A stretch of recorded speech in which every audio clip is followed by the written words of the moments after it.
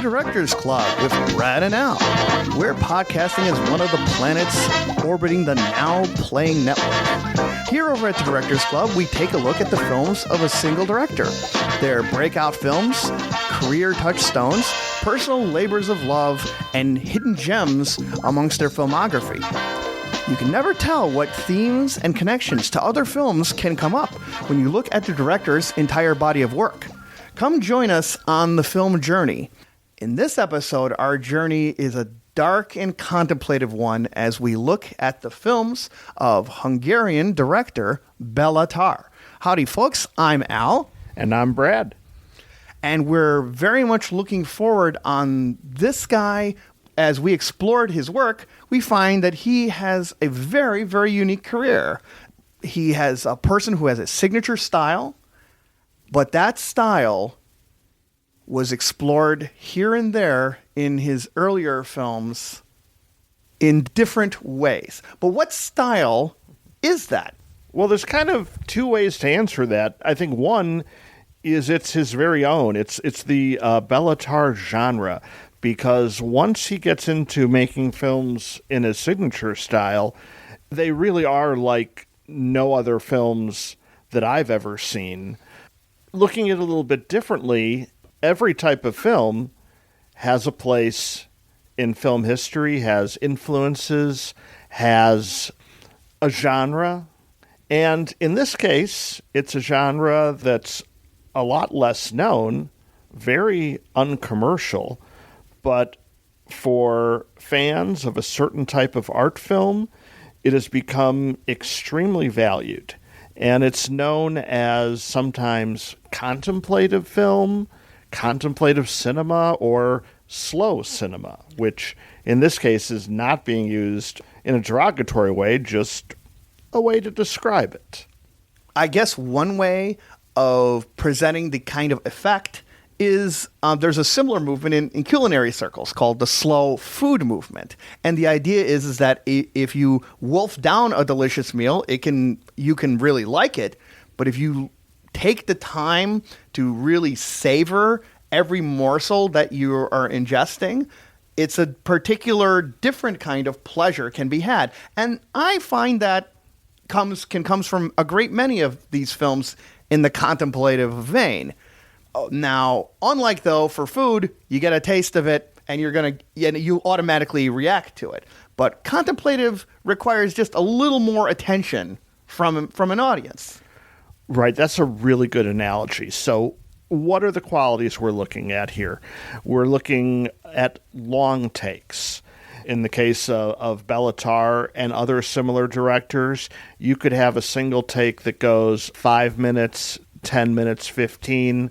It's very different from what you're going to see even at more adult-oriented films at the multiplex, where if a take lasts more than a minute, it's considered a pretty long take. Mm-hmm. Other qualities include use of silence. There's often long passages of wordlessness, of either looking at characters or what the characters are looking at and trying to understand them through film language instead of spoken languages. And this all ties into an emphasis of mood over story. There usually is a story, but it will be de-emphasized. It's going to unfold in a different way than we're used to in standard narrative films. That's right. But I would venture to go and say that conventional Hollywood films also deal mostly in mood rather than story. Nobody goes and appreciates a film such as Raiders of the Lost Ark or Star Wars for its intricate jigsaw puzzle plot. Mm-hmm. There is a mood of excitement, entertainment, fun, and enjoyment that carries people through inconsistencies and things that people would not pass over were they not so entertained. Right, so what we're really talking about here is a different kind of mood. Yes. And a more extensive exploration by people watching of that mood. Many films, if you delve into them, you can enjoy them on other levels, as well as the surface pleasure. The contemplative ones, it takes a little more give from you for you to like be not a passive observer or a passive reactor, for you to look at the movie and go, well, what am I looking at? And if you try to look at the details and the feeling that the scene evokes from you, you can find opportunities to savor in these films. And rarely what we'll be looking at are happy, well-adjusted people having a great time. Yes, that's true. So the subject matter here is often going to be bleak. It's going to deal with loneliness. It's going to deal with maybe existential questions. And in that vein, often the setting is going to be very realistic. It's going to be often an outdoor setting where the environment is commenting on what we're seeing as much as the characters. It's going to be in a place that is emphasized as much as the people. So not every contemplative film has all these aspects to them. And we're going to find that Béla Tarr himself picks and chooses. There's some overlaps with other kind of genres, particularly neorealistic films. Mm-hmm. And Tarr will have a portion of his career that focuses on that. So hopefully, if you're not already a fan of these kind of movies, your curiosity is piqued, and you may want to know about some of the other directors that were influences on the genre and how it came about. And there are some very renowned, more traditional directors who kind of dabbled in this. So in France, the films of Robert Bresson, or in Italy, Michelangelo Antonioni, or in Russia, Andrei Tarkovsky, are all filmmakers who have elements of contemplative cinema in them. One movie that I think is useful kind of to describe often how these movies unfold is a Belgian movie which was directed by Chantal Akerman called Jeanne Dillman. This is a film about a housewife, a single mother. Basically, we follow her for 3 days. We follow her throughout her apartment doing her chores, doing the cooking, doing the cleaning, and all this unfolds in a very realistic way. But we also find out that to help make ends meet, she is a prostitute. So the days are bookended by visits from Johns. You see her attitude change with each day, with each John. So while it appears that we're simply watching repetitive motions of daily household work, what it's doing is giving you more perspective on the character's internal life, on her motivations, and who she is and who she'll become. Often a movie is very dependent on the kind of premise that it sets itself up in the beginning. And Jeanne Dillman is kind of the ultimate example of how the premise works in many contemplative films, because it sets up this structure. It's over the course of 3 days. And by setting up the structure, when you understand that this is a person, a character whose life is so regimented and everything must happen just so. So when eggs start breaking that shouldn't, when phrases start getting mentioned that shouldn't be said, it becomes almost like a thunderbolt as you realize that this woman is getting more and more frayed. They're paying attention to these details of the regimented life pays off wonderfully when you see what the end result is in Dillman. It's a perfect example of the value of what contemplative cinema can do. And the slowness of it pays off. It's not there accidentally, because if you just showed a number of scenes where in one scene she had a particular attitude, next scene something happens, third scene her attitude changes, that tells the story in a way that doesn't hit as deep as this particular film does, because you're spending the time to get to know her. The time spent is part of the viewing process. So yes, as we talk about shot point. length and pacing of these films, it's really important to note that this is not incidental, that this is inherent to the storytelling. Right. In the best contemplative films, it does not come across as a gimmick. It's not a stunt. It aims to an ideal of what the Russian director you mentioned earlier, Tarkovsky, said in his book. In fact, he named it, the title of his book is called Sculpting in Time. He says, time is actually one part of a component of getting a film experience on not just a whole movie basis, but on a scene-to-scene basis. Not just the value of the images that we see, but how these images are held and how we as viewers flow through those images and their effect on us. That is something that's underappreciated in, I would say, in conventional filmmaking, but Tarkovsky values it, and many of the fellow contemplative artists really put an emphasis on that. Yes, and I'd like to move on to a more modern example, which is actually the first contemplative film I've ever seen, which is called Liverpool, directed by Lisandro Alonso, an Argentinian director who released this movie in 2008. Seeing a lot of more modern versions of the genre, this, I'd say, is very typical of where the style has arrived. The plot is a sailor traveling to his home village to see his mother after 20 years. And we follow him along this journey. In many ways in that film, you're looking through the journey of a small person who is involved in these bigger endeavors that end up dwarfing him.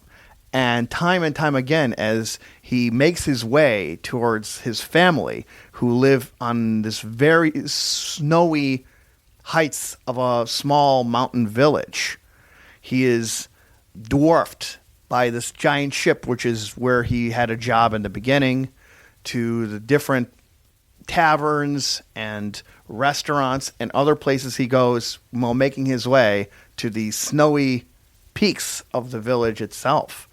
You feel this sense of longing from him, from how he reacts to some simple things as eating dinner or trying to find directions. This reveals a person who is looking for something missing, and it helps you feel these missing pieces while seeing how his diminished capacity in this landscape. And it builds and builds on it so that when the title, the reason behind the title, is finally revealed, it's very poignant. Right. And what we're seeing is real life unfolding on a giant screen. Obviously, these films are very low budget. When you talk about the ship in Liverpool, it's a real ship that they filmed at the docks, whether they had permission to or not. Right. And when he's in a cafe or walking along a lonely, snowy road, it's really there. And I want to draw a distinction between this type of filmmaking and what Béla Tarr does, because Béla Tarr is a little different in that he builds sets. He uses music. He uses more of the craft of conventional filmmaking to convey his visuals than will often be seen in a contemplative film like Liverpool. So, in the last few decades, contemplative filmmakers have risen in just about every nation and are often some of the most critically acclaimed. They're all different from each other, but they all bring value because nobody goes into this kind of filmmaking for purely commercial purposes. There is an artistic statement here. So, if you enjoy the work of Béla Tarr, other directors to consider are Tsai Ming Lang from Taiwan, Pedro Costa from Portugal, Abbas Kiarostami from Iran, Carlos Rodegas from Mexico, Hao Su-sen from Taiwan, and Apichatpong Weerasethakul from Thailand, better known as Joe. And I'll apologize for all the names there I mispronounced, as well as all the mispronunciations that are certain to happen throughout. Yes, unfortunately, since neither of us are of Hungarian descent, we may get some of the names mispronounced. So apologies out in advance for that. And in case you think all this escaped notice of American filmmakers, we have a bit of a tradition here too as well. Gus Van Sant, known for more commercial kind of films, also has made some contemplative films. One called Jerry, which eschewed the no stars rule by having Matt Damon and Casey Affleck in it. Another film called Elephant. Kelly Reichardt made a film called Meek's Cutoff that's very much in the contemplative tradition, but this one is a contemplative Western. And I would even venture to go and say that Richard Linklater, in many of his films, touches in on things from the contemplative cinema, especially in his Before Sunrise trilogy. So much of those films are about the sense of place and about people having normal conversations and enjoying these particular moments without any idea of what's going to necessarily happen next, and that's considerably less of a concern. So now that we've kind of given a little bit of context, we'll move on to the man himself.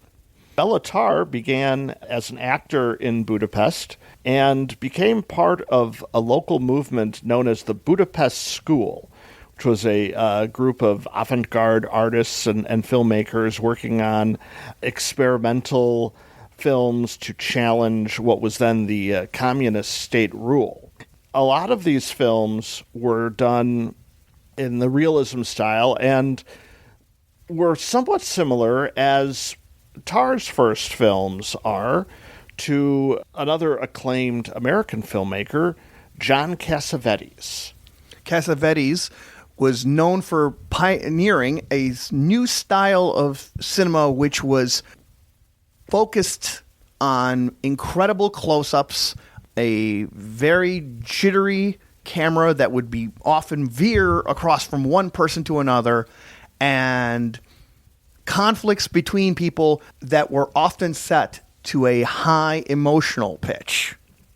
Emotions are very, very raw oftentimes in Cassavetes' films, and there is a lot of dramatic weight given to both how the characters express themselves and the claustrophobic, skitterish way that Cassavetes films them. Yes, this came in at around the same time as method acting became very popular, and maybe the ultimate Cassavetes film for the type we're discussing here would be Faces. It's very much claustrophobic character pieces where you get right into their faces and they get into each other's faces. If you then watch the first three Béla Tarr movies, this style seems very familiar. But Béla Tarr claims that he had never seen a John Cassavetes film until after he made his films. Sounds a little bit like he's maybe trafficking in the Herzogian levels of deliberate magical honesty with your audience. Let's put it that way. Because his first film, Family Nest, is very, very much familiar towards anyone who has seen Faces. Érzem, hogy jó, hogy szebb lesz majd minden, hogy semmi rossztól nem kell majd félnem, addig várom a hajnalt, hogy itt legyen. This is a film from 1979 about 9 members of 2 families who are crammed into far closer quarters than any would like. Many conflicts arise with a domineering father who has a particularly fraught relationship with his son's wife, as the young couple realize that salvation might only be found by moving into a home of their own. Now, this film, as well as the next one, will feature non-professional actors, but there is, I think, an intensity going on between these interactions. I mean, the question is, to what end is that? Because this father is quite the piece of work. He thinks that that his main conflict is with his daughter-in-law, who he sees as an interloper in the household, and he wants his sons to be more of a authoritarian figures, just like he is. These dinner table conversations is shot entirely in close-up. So you just zoom from one face filling the screen to another. Exactly. And there's an immediacy here. But do you think there's a resonance here? Right. There's one kind of resonance in the sense that their characters are violating their own personal space, and the way it's filmed, you feel that they're violating your space as well. He's very effective at delivering a feeling of intense discomfort and displeasure upon the people you're watching. Now, do you get value from it?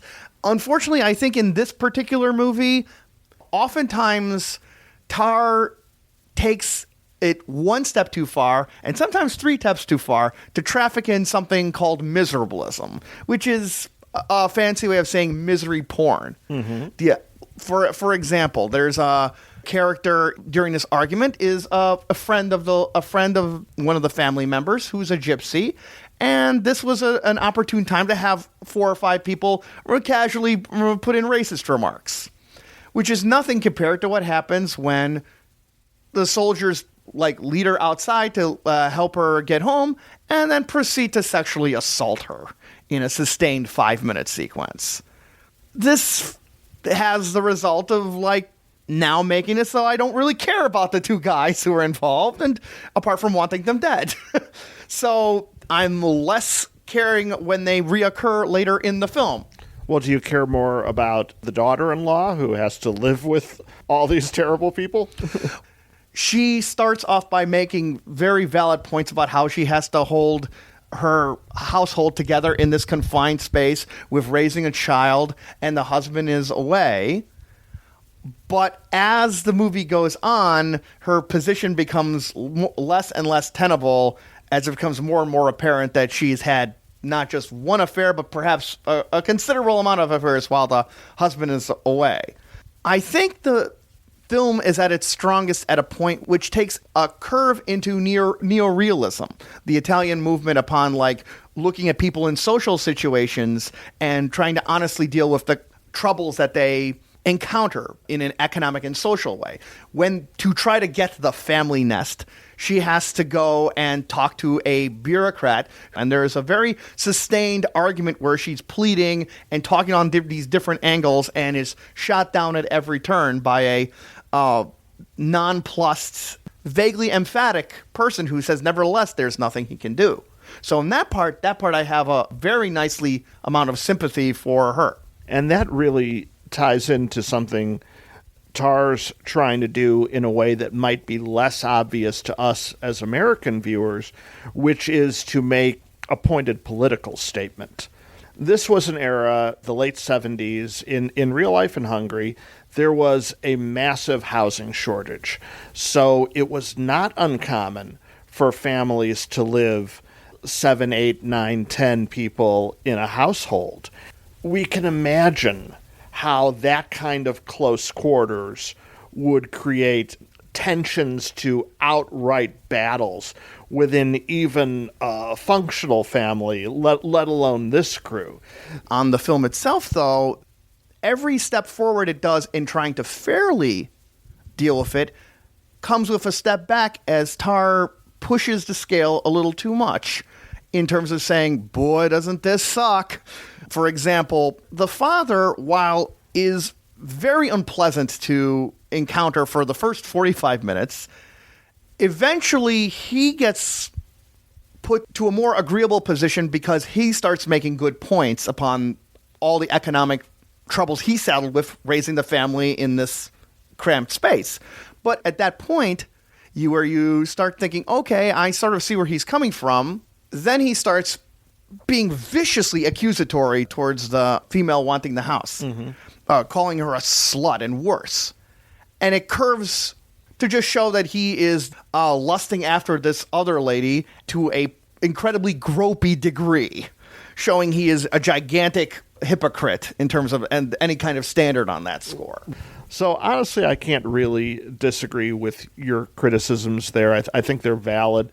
They might have bothered me a little bit less just because I did find, let's say, the fireworks of the family dynamics had some dramatic heft, but it is very much a first film, and it felt like it. And so now we're going to see where he progresses to next in his second film, The Outsider, released in 1981.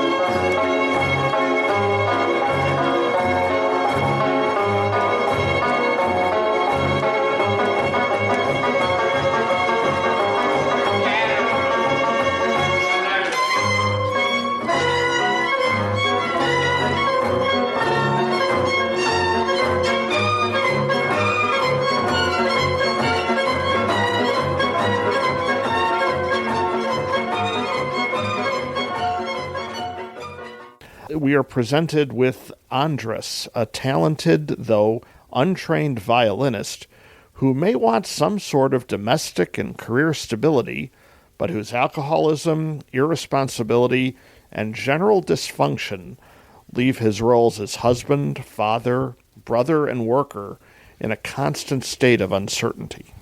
And whereas in Family Nest, a lot of the uncertainty was in how Tarr would go and both veer in the intensity and then alter the tone from being neorealistic on one part to being excessively sour and bitterly sarcastic on the other. Here, it is both more consistent, but of a singularly not rewarding tone. Here, I feel he makes the Hungarian version of the statement of Dean Wormer from Animal House. Son, young, drunk, and stupid is no way to go through life. The movie. A movie I like to contrast this to is Mike Leigh's film Naked, which features a protagonist even more unlikable, even more disgusting. That's a great comparison. But he is imbued with a personality that we can't turn away from. We become invested with this horrible person because of the way the actor, the director formulate this character. Now, in The Outsider, we are again dealing with non-actors. The fellow who plays the lead, I'm guessing, was chosen partially for his skills playing the violin. But he's outacted by his violin. Right. And of course, the scenes where he's actually playing are kind of nice. But what we're watching are people who, not just him, but pretty much most of the cast, are just profoundly uninteresting in the way they go about their behavior. Our main characters barely has any definable traits. And those traits are all basic facets on the uselessness scale. There's a moment early in the movie which you can use as a good guide to see if you want to pursue The Outsider, where he pays a visit to his girlfriend with which he has had a child. And he brings along a gift for the newborn, which is a pacifier. The lady opens it and says, "Wait a minute, you just got him a used pacifier. What are you doing? Why did you get him a used one? What's the matter with you?"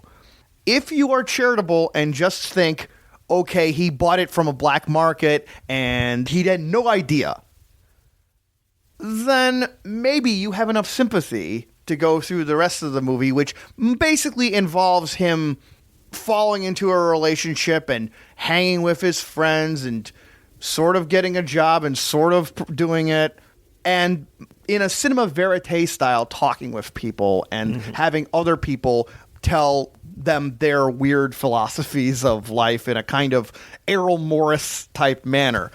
However, if you go, who the hell is going to give a used pacifier, then don't worry about this movie, because he does not get any better. There is no development with him past a guy who would give someone a used pacifier, give a baby a used pacifier. And at least there are consequences to that action, meaning that the woman he had the baby with wants nothing more to do with him. Mm-hmm. That's more than can be said for a lot of the rest of the relationships in this film. So he has a brother come on the scene who proceeds to sleep with his wife, which doesn't much change the relationships between the characters at all. It just kind of happens. Exactly. And I want to note that he has just two features that distinguish him from his younger brother, one of which is that he is one of the worst dancers that has ever been shown on a screen. And he somehow is an individual who managed to have both a beard and a mustache at the same time. Usually your mustache kind of matches with the beard, but not with this dude. Right. Now, there are some things at the edges of the film that I kind of like. You mentioned some of the co-workers going on and on about things. So we do get a scene like that. But then I was amused later in the film to see him fronting a rock band, belting out House of the Rising Sun. Yes, exactly right.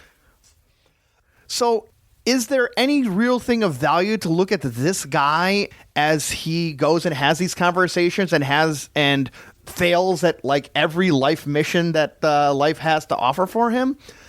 There is one where I think Tarr starts to explore here, which will be made manifest in later films, and that is music. It starts off with him playing this lovely piece for his job at a mental asylum. And time again, what little happiness and comfort come from people comes from the music that they play or the songs that they sing for each other and for an audience. Good point. And that really ties in with two of my other favorite scenes of the film. One where the music literally drowns out the plot. He's taken a job as a disco DJ at a point in which him and his wife are having even worse domestic issues than normal. They have this confrontation while he's spinning the records, but he could tell he's very distracted between the argument he's having with his wife and the music that he's playing. And this part of the film is actually shot in a really interesting way of using locations to obscure certain parts of the characters and to frame them in interesting ways. And definitely exploring on that in that scene, yes. Right. And then at the end, which is not going to be really plot related, but the very end of the movie, it takes place in a restaurant, and our main characters leave. But we don't. We stay with some secondary characters as one of the pontificating fellows from earlier in the movie decides he wants the restaurant band to play one of his favorite pieces, Franz Liszt's Hungarian Rhapsody. And he is very much encouraging them to play it with feeling, and they do play. And as the end credits roll, we watch this small orchestra really tackle this piece. And even though it might not seem directly related to the plot, this musical sequence that ends the film comments on it because it's showing that despite what we've been watching, the dysfunction, the misery, these characters who can't in any way get it together, there's something raising the spirits. There's something that even this main character is going to find a value, and that's music. That's my favorite scene in The Outsider. I'm actually surprised I have one. And part of it is because it is point zero of Béla Tarr's first moment of pure contemplative cinema. Because while the music's going on, the character who made the request, he is incredibly uplifted, but he also brings this sense of enthusiasm out to a table of people having a business meeting, who are not having it. They want to continue with their meeting. And then he's gathering at this other table and this other table and whipping up a fervor. And as the band is playing, sometimes while the camera's remaining mostly still, it's focused on the band, but then this enthusiast keeps entering the frame, leaving the frame, and it sketches in this little micro world of this restaurant and these different parts of society and these different groups, all getting this distinct effect through the music. So that is a kind of a moment that I think is quintessential contemplative cinema. It shows one of the cool things that can do with the Hungarian Rhapsody, which is a wonderful musical piece. And it's also really great because the main character isn't in it.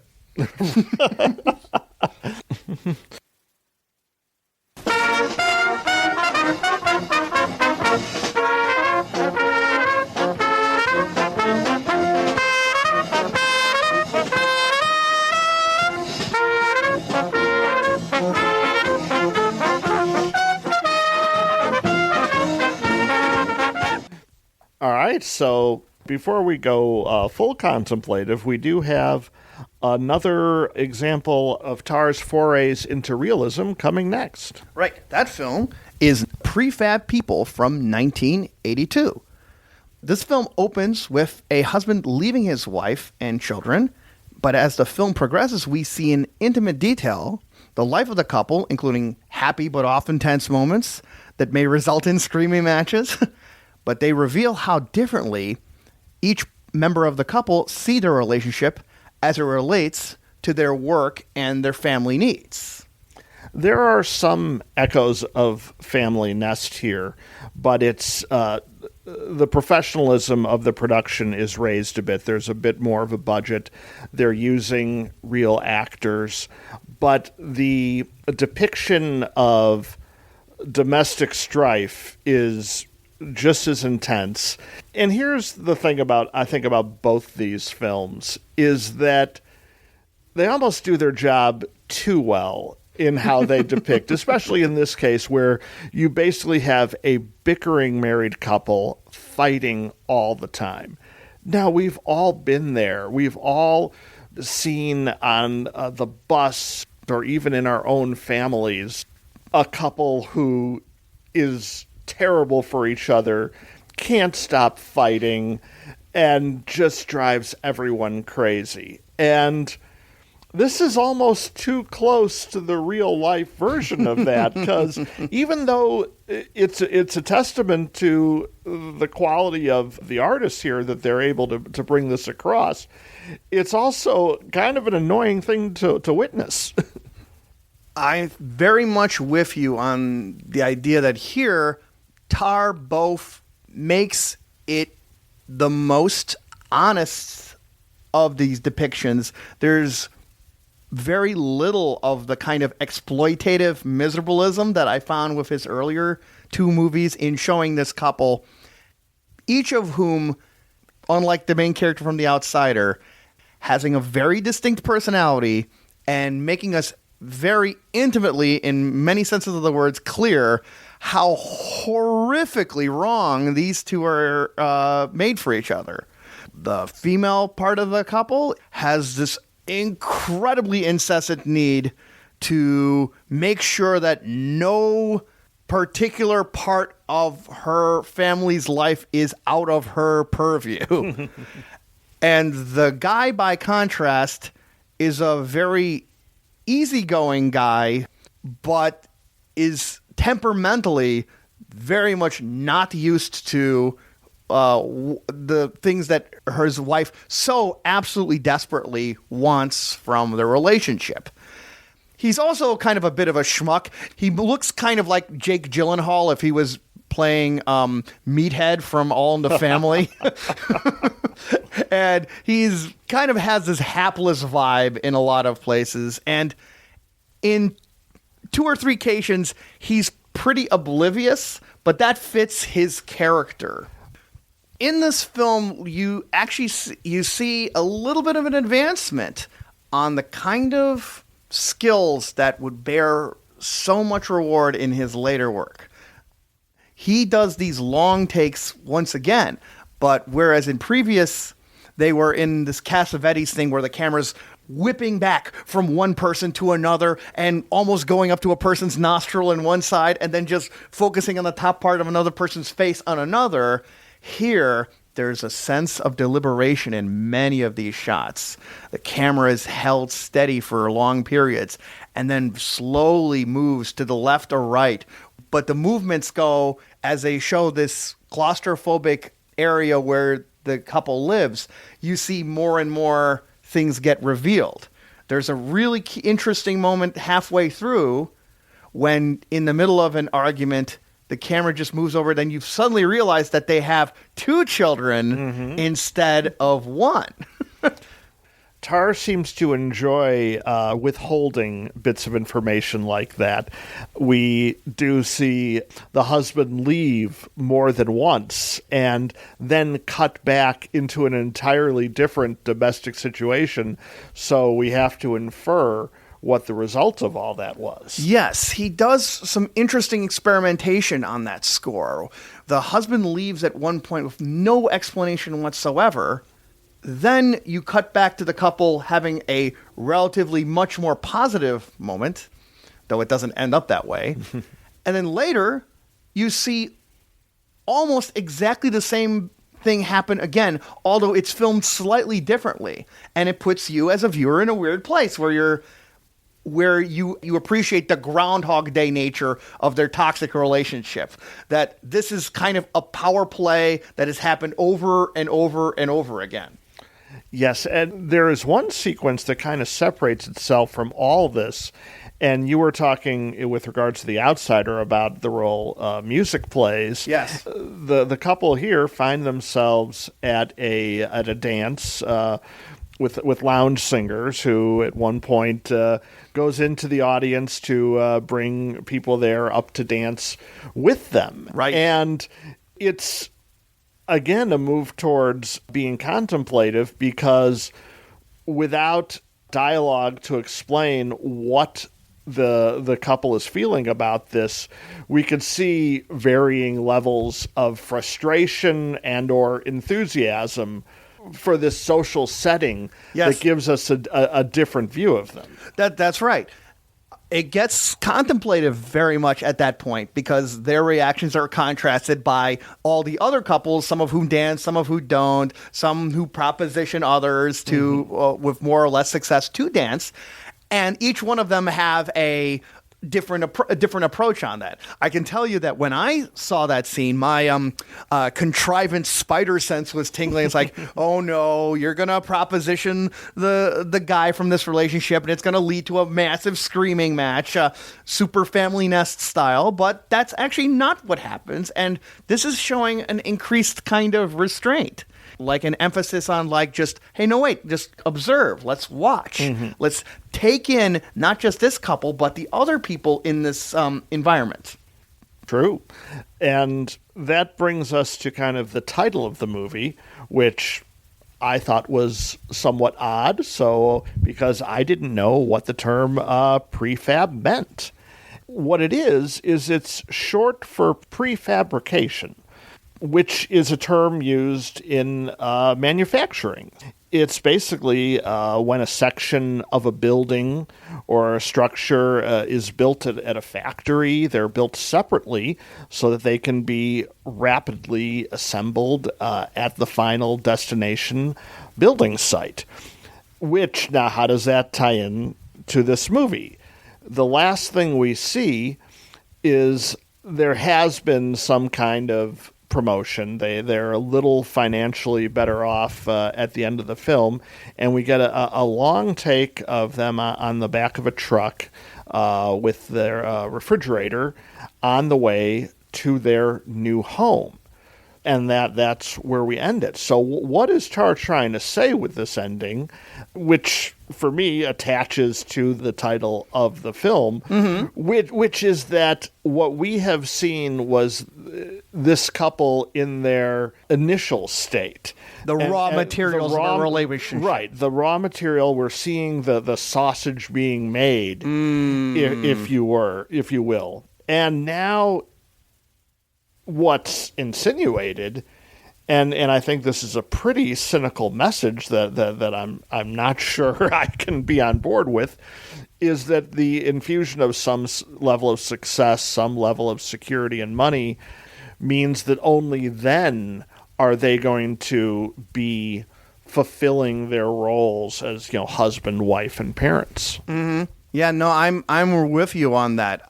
The ending is both promising and dispiriting at the same time. Maybe in that way, it gets us more used to the kind of sensibility and outlook that Béla Tarr has, or an aspect of it. Because on the one hand, yes, it is incredibly cynical by basically treating these two people who are sitting in the back of the truck. They're not reacting. They're not even looking around themselves. They are just another two pieces of furniture in this society, and they're going to be inserted into a place where they'll be useful or discarded, but the need to care about them as human beings is, in this scene, utterly dismissed. And it's actually not helped that it's an extended take where it appears oftentimes that the truck carrying them is moving around in circles to just put a real extra, hamster wheel rat race spin on the whole thing. However, the way the shots compose and the restraint by just how you're going to hold this image, and just by varying different parts as the backgrounds move behind them, this is showing that Tarr is attaining more and more of a control of, like, what can we do on the image, and what can we do on the image that we can hold still? What is what we can add by not adding in conventional details or conventional plot elements or story elements? He's exploring what it means on the various basic ingredients of what makes a film. Right. So before he explores those other aspects of filmmaking, he's going to have a quick aside on Hungarian television and release a version of Macbeth, which is notable for a particular reason, in that the entire very edited down version of the play is done in 2 takes. There's a prologue, cut, and the entire rest of the play is 1 take, with the camera basically following the cast around from room to room as the play unfolds. It's a very interesting experiment, I found, because you have to, like you said, you have to take even in its edited form, you have to take a whole bunch of different elements, which includes the murder and 2 battle sequences and several soliloquies by various characters. All have to be somehow maintained over, I believe, an hour running length after the prologue in this single take. Right, and as we've discussed in previous podcasts, I'm a huge fan of the Scottish play, so I might be being a little more critical here than warranted, but I was so distracted by the camera trickery of the 1 take that I was taken out of the play. So I didn't feel it really worked that well as a production of Macbeth. It was very on the cheap, looking somewhat like those early 80s BBC Shakespeare productions. Oh, okay. But what it does do is move us a step towards the formalism that Béla Tarr is going to embrace in his next film, 1985's Almanac of Fall. Mint hosszú coffos barna lány, jó édesanyám, faggattam én. Leszek-e boldog, leszek-e szép, s ő felelt könnyedén. Légy szerény, mint én, légy elégedett szívem. A jövőt nem sejthetem, ahogy lesz, úgy lesz. Bárhogy lesz, úgy lesz. Tarr returns to dysfunction and claustrophobia. Heidi is an older woman of wealth who lives in close quarters with her son, her nurse's lover, and an older tenant. Ulterior motives and betrayal is the order of the day, as each character does psychological and sometimes physical battle to secure their status and standing in the household. This film is one of his second film and final film to be in color. But what an amazing approach to color that it has. It is not even attempting to be realistic, but rather each individual character in this particular world seems to have their own color that glows right at them at different times. The film mostly consists of two people in this collection of five and how they talk to each other in a conversation between each other. And each member of that conversation is lit in a different bright hue, sometimes bright gold or very dark crimson or purple. The way it's illuminated and the way the light changes as they get closer to each other physically changes very, very dramatically. Yeah, this is the ultimate transitional film for Tarr, because after this, we're going to see him using black and white in magical ways. And when he used color before in The Outsider, it was kind of this faded out version of it.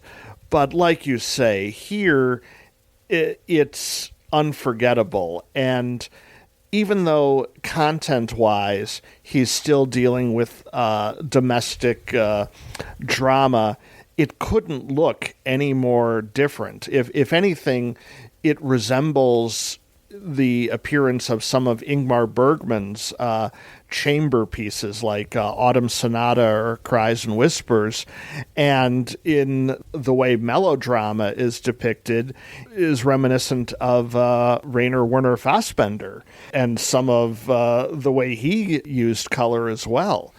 Oh, that's a really fascinating comparison. And yeah, Fassbinder was very much had a concern of these intense dramas in these claustrophobic places, often in one big apartment, which is the case here. But here, not only in the color scheme, Tarr is also using interesting things with the geometry of this apartment, which different rooms are in different dilapidated shapes. But there starts to become this eerie sort of beauty or a sense of like kind of a lost ethereal sense in some cases, as how he's able to get the curtains and billowing with wind effects, or the various scattered paint chips are just arrayed. The various textures that you see of the walls behind the different characters just feel like they have a kind of match to the emotions that they express at each other, which is also a super cool call that you did on the Bergman side. I have not seen enough Bergman to gauge his earlier works, but I see a sort of Seventh Seal-like quality where the characters in his earlier movies were exploring more realistic concerns like finding an apartment or getting a job or so on. While some of that is here, people are a lot more explicit upon the basic value of their lives and the meaning that they impart on their lives or where their lives have gone that they want to express to others, of which I would also want to add that the quality of the acting has increased all the way through these films, early films of Tarr, and there's two or three of these performances are very, very effective in how these people express the suffering and the exploration of the meaning of their lives over this course of this movie. Right. And he doesn't just leave realism a little bit. He goes straight into all-out expressionism with the way this film looks. And probably no more than a scene that's just audacious. I mean, it takes you out of the movie, but it's still kind of amazing. In these two characters are actually having a physical fight, and one's got the other one wrestled to the ground. And then we cut to a shot from below the floor, which is now basically a transparent pane of glass, and we're looking at these two characters now from below in the strangest of angles. Yes, they're suspended in space with the ceiling and walls of the apartment around them being visible, but their struggles are like in the middle of this kind of netherworld where their conflict between each other takes hold, and as a third party tries to break up the action, their approach is also like seems suspended in a similar way. As a formal device, you're totally right. It yanks you completely out of what was this drama, but it's also a showcase for what he's exploring, because he's trying to think outside of conventional filmmaking. What is the shot that is not the one that's expected, and what's a unique way of depicting these things? I don't even think there is a Fassbinder film, for example, that uses color in such a porous, almost emotionally vivid kind of way. I mean, a closest approximation that comes to mind for me would be the greatest films of Italian horror director Dario Argento would do, most particularly in Suspiria, and just how the color just seems to leap at you. But here it's tied in on this drama in this really interesting way, and both in how he uses the color, how he uses the camera to glide around in this environment, and even extraneous touches like watching a fight from below. He is looking at how to show things on film in a new way. For me, there's a kind of good news, bad news aspect to Almanac of Fall, because we are definitely dealing with a higher level of filmmaking, and everything we're seeing is so striking, but I was still kept from being completely involved in the story of the film by the inability, I think, to develop characters that were either worth investing in or just weren't absolutely horrible. And I think that is both kind of the interesting thing and the detriment of the film is you're basically in close quarters with these characters who are just all after this old woman's money and trying to figure out ways to get it, but they're not so well drawn out as individuals that we really are invested in who ends up getting on top of these conflicts. Right. What we're seeing is these kind of venal, wormy people who are grubbing at everything they can get. Right. And that, I think, is something that, for good and ill, does also pervade in Tarr's subsequent work.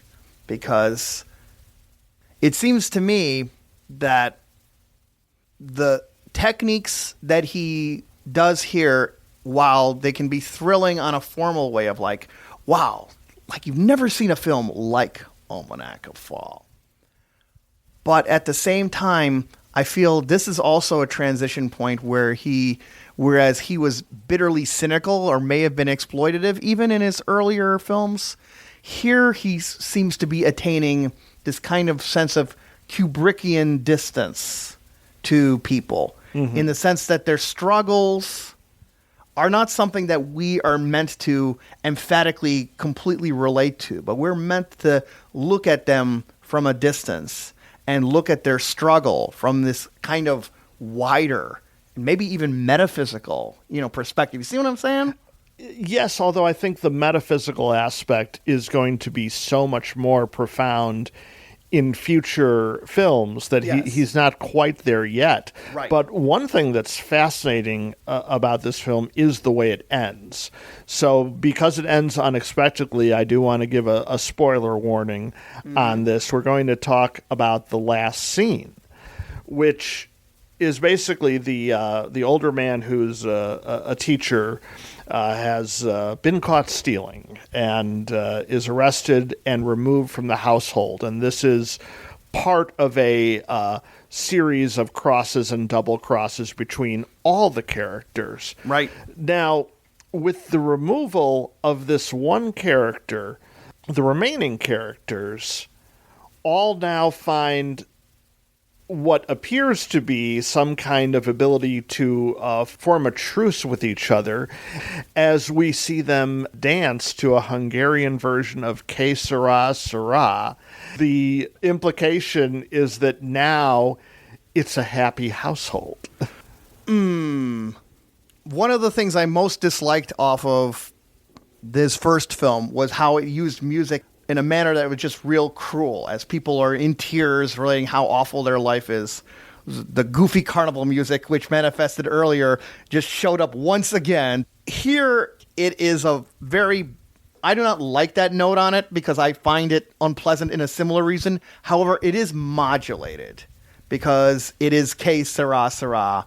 Whatever will be. And it's also that the characters, by dancing, they show that, first off, that there is a level of acceptance of their fate, however horrible and awful it may look, but also that through music or through dancing, it's a kind of way, as the old standard says, let's just face the music and dance. And so that's It's a real interesting contrast to how John Ford does with dancing in our previous podcast, because Ford uses dancing as one of these basic ways that people can go and just connect with each other. And what we're seeing here is the Hungarian existential equivalent of it. And this is something which I think Tarr is going to make very manifest one very close film from now. I think we may have different interpretations of the ending, which makes a lot of sense because Tarr leaves a lot of room for interpretation. What struck me was more the idea of why this piece can only be achieved with the removal of one character. Where that is the one thing that's different. If he's the most outsider of the characters and he's removed from the situation, that the rest of the characters can somehow coalesce despite their differences. Do you realize that what you just did was finally make something interesting about the outsider? Oh, what's that? Because that is exactly what happens at the end of The Outsider. By the main character, by leaving the scene, suddenly then you're able to look at these different parts of society and have the music. Like the same thing happens. It's a theme. It's a fascinating connection to a movie that I did not expect to find any fascination for. And yet there you have it. That is a really great way of approaching Almanac of Fall's ending. It's something that I actually had not even thought about. But that it could tie into The Outsider and perhaps even some other films is really great that it came up. And as we do approach these other films, we're finally at the point in Béla Tarr's career where he introduces to us the signature style, the reason we're here. He is about to change and revolutionize everything. But before we get to that, I do want to mention some of his important collaborators, because Tarr in particular, especially moving forward, is going to rely on some very key collaborators, one of whom he is married to. His editor and later on in his career co-director is his wife, Agnes Hranitsky. I don't know that we'll ever know truly the extent of what she contributed because she is his artistic partner in every way. So much of what we're crediting Tarr with, we could also give her credit as well. It's very interesting to consider her collaborative effort, seeing as how she started as an editor in Tarr movies, a style of filmmaking that became increasingly known for how little editing there is. Right. And we've been talking a lot about music, and starting with Almanac of Fall, his composer, Mihaly Vig, will work with him on all his films, and music will continue to play a vital role. And he'll even be brought on as an actor in one of his future films. Right. But starting with his next film, Damnation, he's going to bring on a collaborator that it can't be a coincidence that his films change at this point. And that's going to be a Hungarian novelist named Laszlo Krasznahorkai, who will be involved in the writing of every film Tarr does from this point forward. And as we look at the change in style and its consistency from this point forward, it seems like his involvement helped foster this creativity. Oh, for sure. We can definitely see this from the writing angle, because his films from Damnation onwards have a very particular point of view. It's specific and consistent across all of those works, and I have to think that the influence of this novelist, who I want to say Sátántangó was based on his own novel, right, is a very important aspect of that.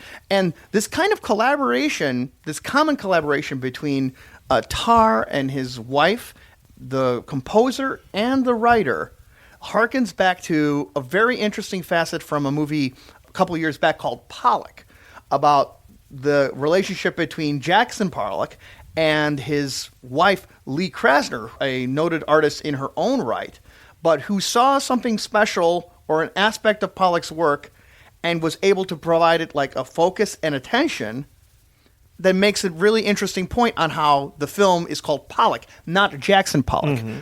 It's just that one component of Pollock, the person, the icon, and in fact, the artist. The artist might not just be a person, but it may be a collective, which is kind of ironic in a Hungarian social context. Because he he started out in this with the Budapest group exactly in a collective. Exactly right. But so maybe this is about Tarr. Like when you have a great musical group and you can't separate one musician from another, or the sound will be irrevocably different. Maybe this union combined to make a singular style and theme that would have not happened had these four units not come together. Well, let's see what this group unleashes upon us.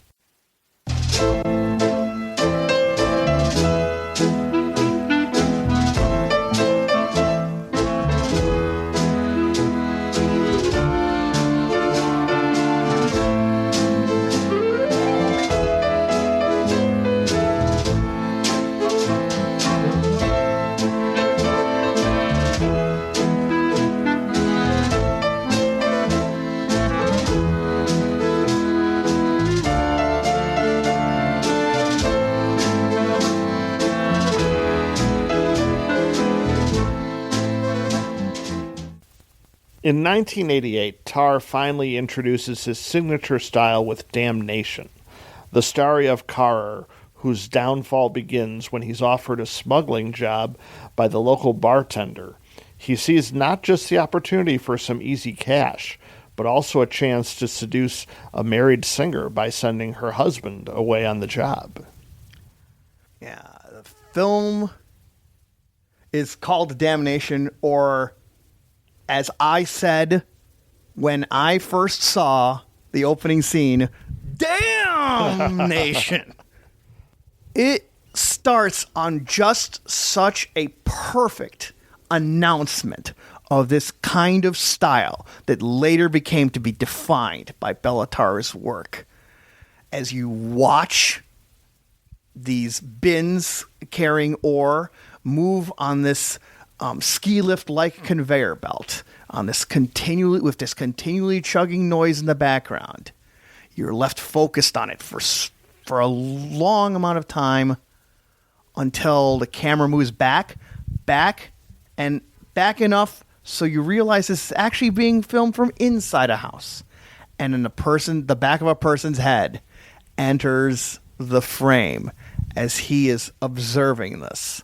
The lines of the ski lift and the bins rhythmically moving interact with the different squares of the window pane and to the guy's figure, who you only see the outline of his head in shadow, just make such a pronounced, authoritative image of a guy in the midst of just a never-ending chug through the drudgery of his life. Yeah, it's a "we're not in Kansas anymore" moment. Yeah. Because we can describe a scene like that, but what's harder to describe is the beauty of the shot itself, and how, as we start talking about Tarr's long takes, they are anything but boring, because his framing, his cinematography, everything he brings to these takes as a filmmaker makes them luscious to look at just on a visual level. It starts here and it just doesn't end. So we're going to start talking a little bit about how many takes are in these films. In this particular film, it's 160 minutes long, and there are only 55 takes in it. 55 cuts. Right. That's known as like the average 3 minutes of your Transformers movie in terms of cuts is in the whole movie. There are minutes focused at a single shot at a time that he uses to a stunning effect.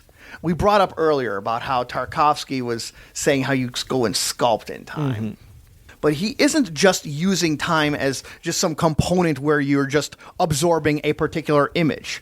His camera that he was practicing through his earlier films, it becomes a grand matter of movement, but not continuous movement, of deliberate, but it is varying through the course of a 5-minute sequence or a 7-minute sequence.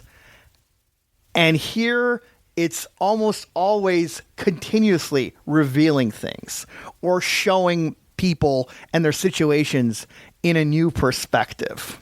He's also bringing in such a vivid eye for atmosphere. Nobody since Akira Kurosawa has used weather to such an effect that Tarr does. And this Damnation is his rain movie. The subject of the story of Damnation could be called film noir, but what this is, I believe, is the ultimate film deluge. What noir does with pure darkness, Tarr does a masterclass in how you use an existential crisis from how it rains all the damn time. So many times characters are obscured by sheets of rain or found like left aside from buildings that are held in a torrential downpour. Or in them, like there's a dance scene. There's a number of dance scenes in the film. And in one of them, we see this man doing his dance outside in the rain. Yeah. We also see the darkest take on Singing in the Rain until Sets Clockwork Orange. Right. We also see dogs everywhere. They become a motif, these kind of mangy mutts wandering throughout the rain and the mud, looking none too pleased. But I'm glad you mentioned film noir, because if you just look at what's going on plot-wise, there are, for the first time in Tarr, some echoes of more conventional storytelling. We do have a love triangle. You could of almost this. say like a femme fatale, in right down to the fact of her torch singer position, right? Right. So what we have is now the subversions of some tropes of storytelling. We talked earlier about how contemplative films emphasize mood over story, and I think this is a really good example of this. Story-wise, we're not really breaking new ground. This plot about the smuggling job and how our protagonist uses it to rekindle an affair is something that could be Hollywood, but it's not shown that way. Because this is done in Tarr's style, instead of building suspense, we're building character. We're looking at Tarr and his loneliness and his desperation and how he will grab at anything to bring this woman back into his life and find some happiness in these dreary surroundings. Mm-hmm. There's a movie I'd want to go compare this to that traffics in it a little bit, and that is the film The Last Picture Show. Something also like of a lost, smaller community that has found its like purpose has gone missing, and the characters in that place have different kinds of desperation, lives of quiet desperation in here. But Tarr imbues this with what I can say is nothing less than a geyser of this pure cinema feeling. How our co-hosts on the Now Playing Network have a great podcast called Pure Cinema, and the ideal of that, at least as I see it, is how when the components of a film by themselves and apart from the story can give this feeling. And this is Damnation is a sustained blast of that sense of existential loneliness that you brought in. So many of these details, from just the ramshackle ways items are arranged on a desk as it swoops in over the main character waking up, to how there's different perspectives, but there's always the presence of these conveyor belts, are right down to the epic sound design of the continual chug. And even when the main character is shaving, the thunk as he whips the shaving cream off of his razor is just also like another nail in his kind of coffin of his world. Well, let me go into a scene that's kind of an example of that. And it's a scene that doesn't, on its surface, appear to relate much to anything, but it has such a pure cinema power to it that I was blown away. You basically start off with what looks like an abstracted view of a wall that's slowly getting wetter as the rain is dripping down, but we're in such close-up on this wall that it's not yet apparent what we're looking at. And then Tarr begins this long pan over some very effective music in which we get to the windows of the tavern, and everybody in town seems to be in this tavern and looking out the window, looking at us, looking at what I'm still not entirely sure of, but we go from window to window as the music plays, as we watch these faces looking out of the building that they're in. The building they're generally in for drinking and dancing, but they're being very still. It's just isolated moments like that are so magical and effective. And what we brought in a little earlier, which was about how it seems that like Tarr puts like a Kubrickian kind of remove from things, and it seems it's like almost made explicit from the first shot of Damnation as what we think is something we're seeing as just our usual audience observation point becomes it's clear it's the perspective of the person as his head enters the frame. And this happens also continually in Damnation as something we think is from our view is made clear it's from someone's view. Like there was an amazing scene where our main character is consummating the affair with this lady, and as they're engaged in lovemaking on the bed, the camera is slowly panning around, and you see the various details as it slowly pans on dresser drawers and chairs and tables about the very details that had defined this woman's character's life. And it moves over to a mirror where you see the lovemaking from a totally different perspective, and it almost appears that like she's looking in the mirror. So our sense gets shifted in this really wonderfully deliberate way by Béla Tarr. And I think that's notable because I think the main character's tragic flaw, one of them, is in fact that he has this level of self-reflection in that his damnation comes from that he's just aware about how ineffective he is or how unable to deal with the world he can do.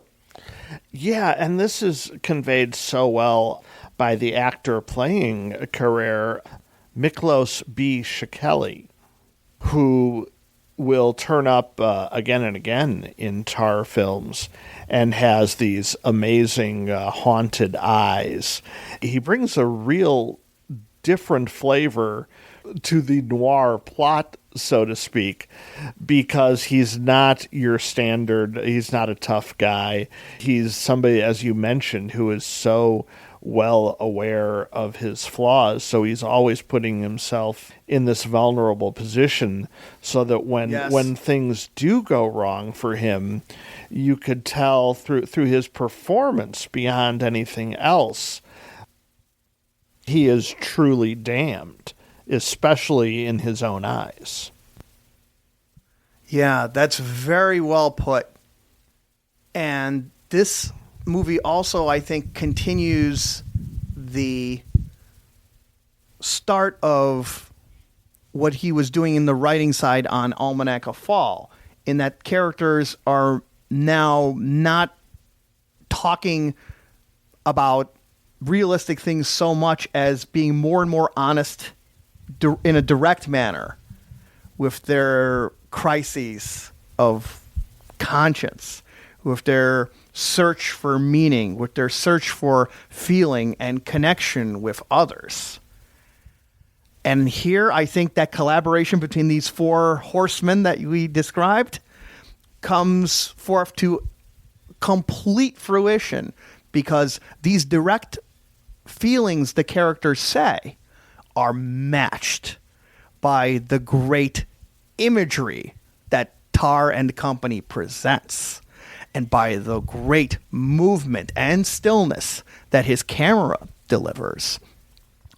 And in fact, I would go so far as to say that Damnation is the best gateway Tarr.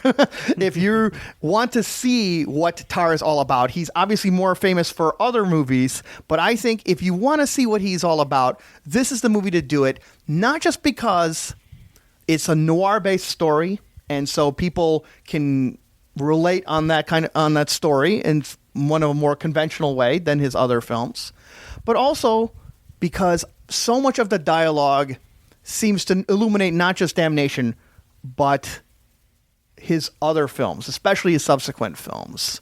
There's a particular moment where our main character is just trying to tell his would-be lover why he is so dedicated to pursuing her, which I think is actually the key thing for Tarr.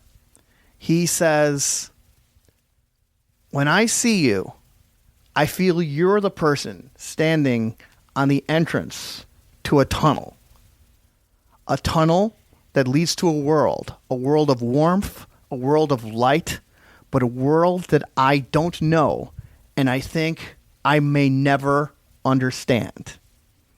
This, I think, is something which is one of the most uplifting and remarkable things that I think Tarr does, starting with Damnation onwards.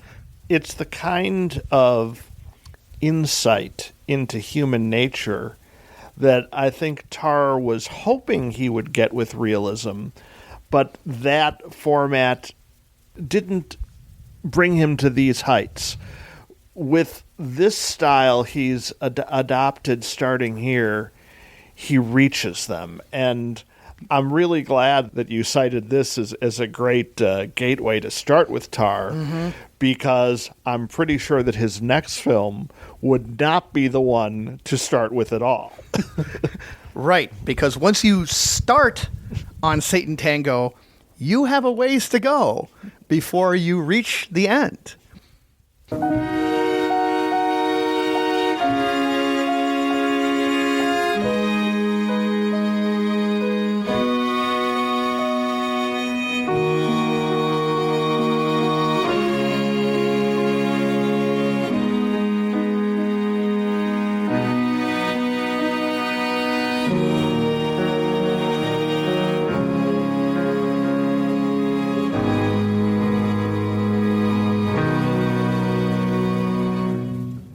Clocking in at more than 7 hours. It follows various intertwining stories of the citizens of an isolated and soon-to-be closed collective farm who are expecting significant payments upon their departure.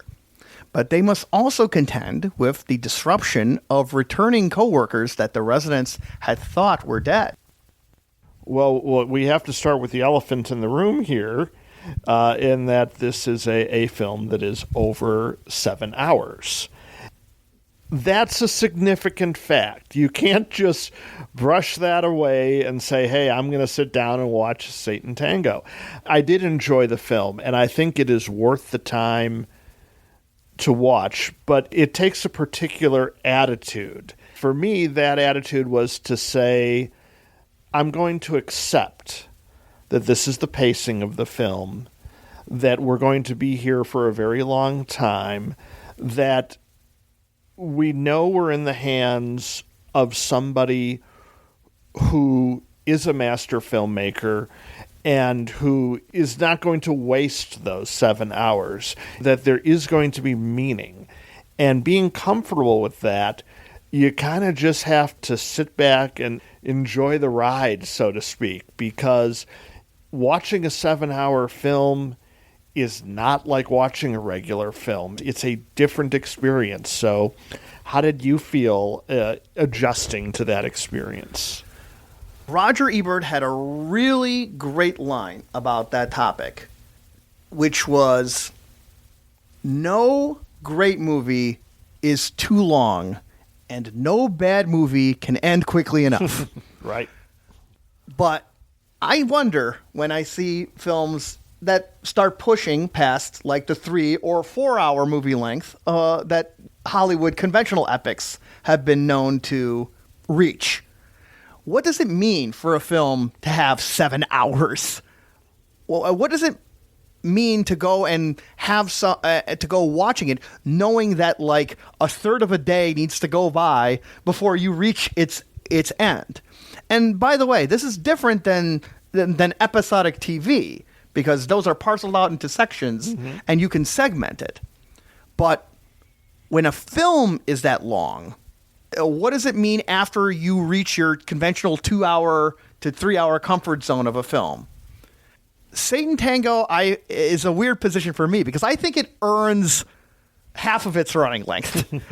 It needs to be longer than a conventional movie because the situation the characters find themselves in and their levels of desperation, feeling they're in their last rope, and yet the level of dilapidation of the world they're in needs to be felt.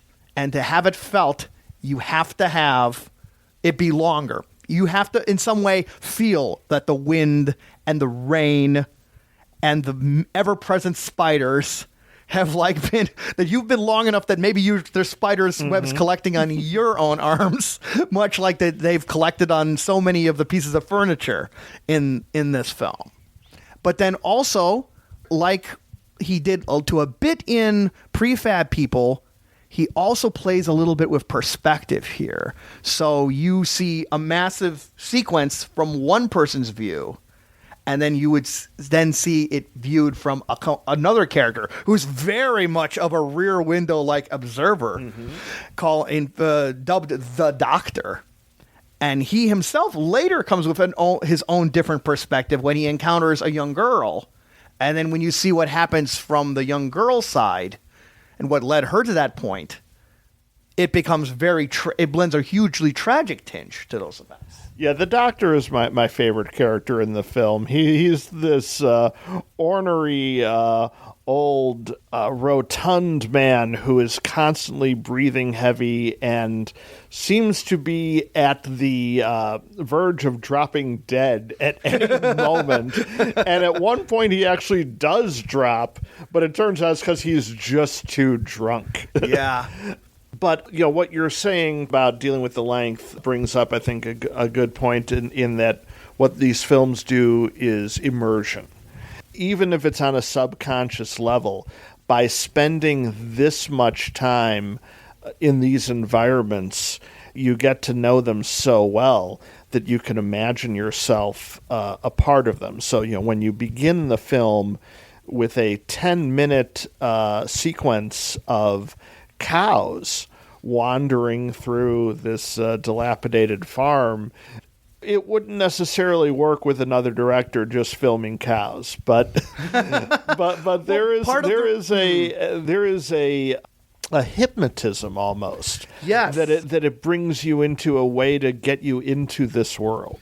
Exactly, because it's not a matter of just simply seeing the cows move around from one side of the screen to the other. The camera is continually panning, and you go through an entire sequence of buildings. So through the beginning, you are starting to get a geography of the town. And then it actually also works in context with what happens with the denizens of the town, who are both do leave over the course of the movie and behave like cattle over the course of the movie. So while it seems incongruous, and by the way, Tarr deserves credit, much in a weird way similar to the pacifier from The Outsider, you're watching cows for 10 minutes. If that's not something that entrances you in any way, you can turn back. He is not deceiving you Right. in terms of this is the rhythm that the movie is going to have. This is the level of deliberation. It is filmed like this and about these things all the way through. And if you're with the wavelength, then by all means go and continue to it. As a cinema experience, I think it is, do you need to see it all at once? I did see it all at once, and I did not feel that way. And for this podcast, I saw it in 3 sections, roughly equivalent to the 3 DVDs it would take. And my impression is that you can watch comfortably a section of a movie length and you'll be satisfied and curious as to what will happen next. Yeah, this is a debate among cinephiles who enjoy these super long films about whether to try to take it all in at one point or break them up. I myself feel very strongly that I react better if I break them up into pieces. There's just no way that 7 hours straight of anything is going to work for me. So I've heard others say that no, it's needed in order to truly immerse, but it actually becomes so distracting for me just sitting still that long that I prefer it the other way. There's a few more many interesting aspects to this film, one of which I would never have garnered on my own, but it has to do with the title and the structure of the film. And it's a pretty interesting insight into just how detailed Tarr and company can get. And that's the idea that the film is structured like the dance, the tango. And the way it's described is that the film is divided into 12 chapters. They're not all consecutively moving forward in time. So 6 of the chapters move forward, and then 6 then move backwards, which I'll have to take the internet's word on this, is the structure of the tango dance. Now, is that meaningful to me? No. Do I respect the hell that somebody thought so minutely to make that happen? Yeah. I can only be with you part of the way on that, because I think that does the idea of the tango dance really manifest itself that much in Sátántangó? Not particularly, not just because most tangos last shorter than 7.5 hours, but also because part of the tango is also the back and forth movement, and there's very little of that going on. Mm-hmm. It's a lot of that is more on how these people at this collective are beset upon by 3 very ambiguous malefactors who definitely arrive in a satanic-like level through these 2 sustained sequences where we watch their backs as they walk down what appears to be a street that's 4 miles long with garbage and dirt and grime blowing in front of them as if to herald their evil arrival. If you are not prepared to watch a 7-hour film, find this scene. This scene is amazing. It is, because it's pure malevolence. It's pure malevolence, it's pure mood, but it's also seems like it would be impossible to shoot. Yes. As the garbage that's blowing along with this group is doing so in tandem. I mean, it looks so perfect, but it must have taken a hell of a lot of work to make right. Mm-hmm. Yes. Right. So much technical involvement to get that to pass along, as it looks like they can walk clear across town with the sustained wind always blowing, right, always moving these objects with them. Without the cutting for studio trickery. Exactly right. And yet it just comes off as just this pure, natural expression of the kind of danger or menace that these characters pose to the community. Going from one of its most famous scenes, I do feel the need to bring up the most infamous part of the film, which is we got to talk about the cat, because that is a extremely disturbing element. There's a young girl in the film with her cat, and she is made to feel increasingly powerless and abused, and she takes her abuse out on her cat and eventually poisons and kills it. Now, I'm still not entirely clear on the absolute truth of this, because Béla Tarr claims that the cat was fine, the cat was drugged and woke up, and then he adopted it. But wow, when you watch this scene, it sure looks like animal cruelty. And I very much hope it's not, but it's hard to watch the scene without thinking that. It definitely could, but it's also a key scene in the movie. I think it's no coincidence that it actually happens at the halfway point, because it's so much about the struggles of every stratum of humanity to try and control or rail against their lack of control. Mm-hmm. The 3 people who arrive in this devilish, garbage-strewn wind, at times they're shown as being very bad actors, but at other times there's just more aware on the situation than the denizens of this community. They are not inaccurate in pointing out that they lack control over their lives, and they lack the courage to face control of their lives. The example of the cat is the ultimate reduction on that, because everyone on the totem pole is using abuse as just a measure to control the people who that has less power over them. I think even the little girl says, hey, I can do what I want with you to the cat. Right. And this ties in with how the main malefactors causing this trouble in this community are they themselves being ordered by a captain. So the military and the upper structure of Hungarian society is also involved in pushing them Right. down. There's a definite political angle here because this is the first of Tarr's films to be made after the fall of communism, when he would not have to contend with Hungarian censorship, even though he was working independently throughout, and the non-commercial nature of his films probably gave him a little more leeway. By the time of Sátántangó, he's able to make his political points much more direct.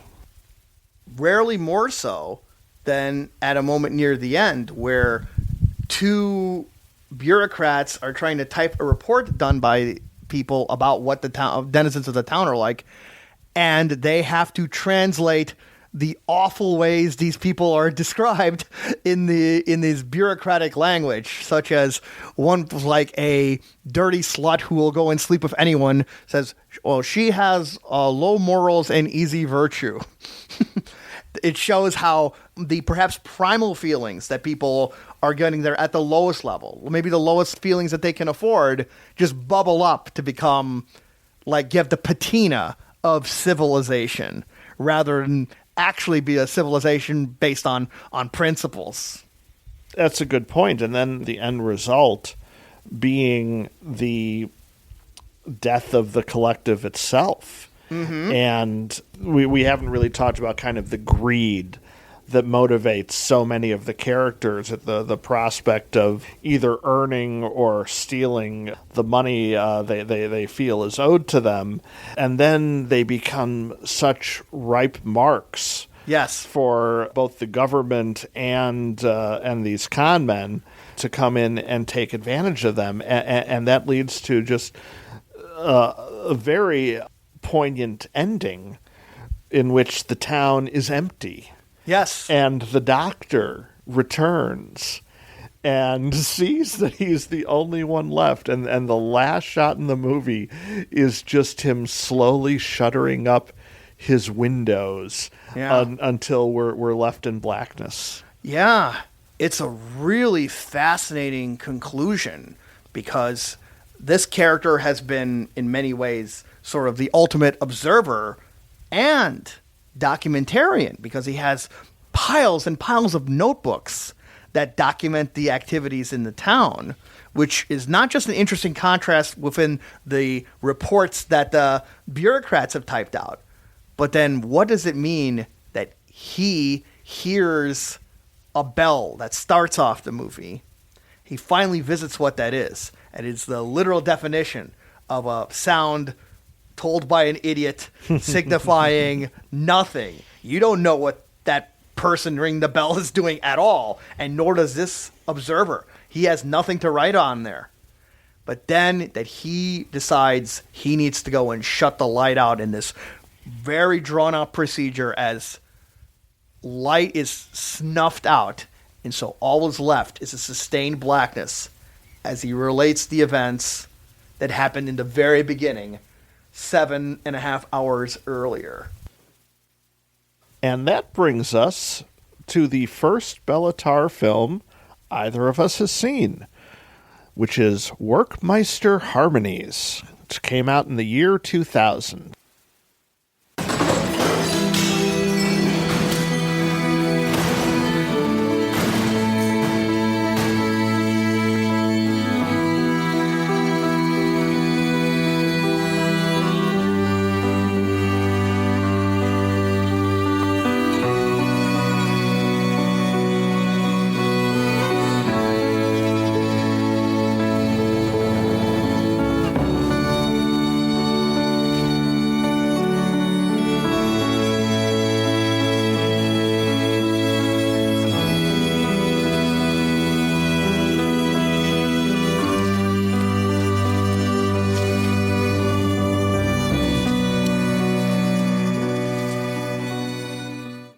And it's about innocent young János.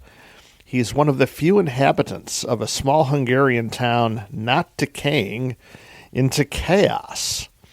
How a traveling circus with a whale carcass and a mysterious figure known as the Prince disrupt and destroy all order in the village is one of the many mysteries posed, but not answered, in this very enigmatic film.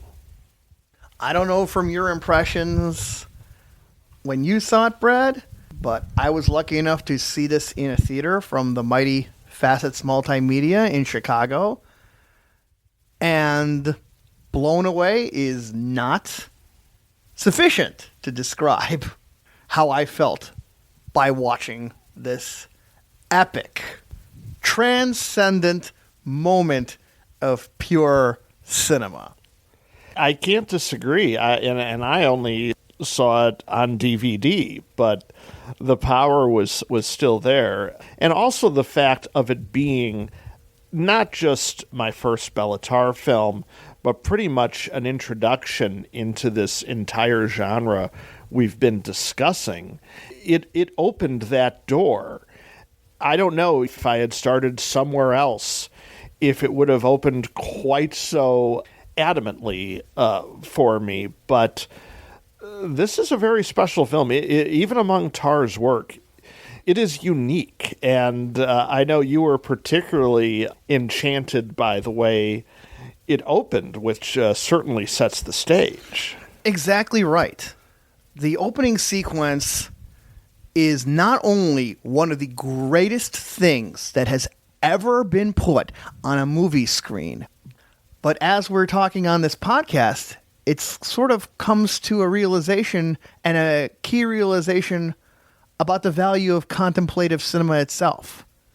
This is such an announcement on just the measure of scope of what film can do on the grandest scale and the smallest scale. From the start of a close-up of embers of a roaring fire, you see as our title character is hanging around at a bar with a bunch of shuffling locals in various states of drunkenness are lounging around. And one of them says, "Hey, Janos, tell us the story of the eclipse." And Janos uses this to say, well, here's how the eclipse happens. He takes one of the drunkards and puts him in the center and says, here's the sun, and the sun is emitting the rays to everyone, and to which the drunkard dutifully lifts up his hands and wiggles his fingers. And he brings on another person, becomes the earth, who starts moving around the first drunkard. And another becomes the moon, rotating around the earth guy, rotating about it. They talk about a situation where an eclipse happens, and to which the camera slowly moves up. Everyone stays in position in complete stillness as a halo bright light shines. And then, after the eclipse is over and it descends, then the camera moves, and it is swirling around with the drunk earth, with the drunk moon, and the drunk sun emitting his sunlight fingers through all. In that moment, you get a sense of universal grandeur from the most basic and natural unhuman materials. And I think this touches on one of the most spiritual moments in movies, as showing how do people with all their foibles can make something so transcendent and encompass such a vast concept. But it also works in that the camera moves to make us a participant in this joyful experience, and also is a value on contemplative stuff. You look at all these guys, perfectly ordinary people, they do what they do, and you can see something magnificent from it. And something we've just never seen before. Yeah. And that's the magic here, is when you see enough movies, you kind of get into a pattern of this is what we expect, this is where it might go. There is no way when you watch Werckmeister Harmonies to know where this is going. And that scene, I agree, is a stunner of an opening and another great use of long take. The next few really powerful moments for me involve the arrival of this weird circus into town, which actually, if it reminded me of anything, It's the beginning of Something Wicked This Way Comes. Oh, in nice. its announcement of malevolence without really revealing it. So what we first see is a gigantic truck that something is clearly in, and it arrives so slowly that it's almost revealed like the first Star Destroyer in Star Wars. Right.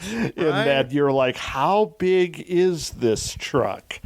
But it's more the time it's taking the camera to caress the borders of the truck, announcing, pay attention. Exactly. And then when we do get to get a view of what's in there and what the circus offers, it's so completely bizarre because it's a whale carcass, but we don't see it in whole. We see it in part, just as Janos does, as he has to go from the back to the front to observe this, and it's in deep shadows, high contrast, black and white photography, and the result is something so alien and so mysterious that even if we know it's just a prop, the illusion is complete.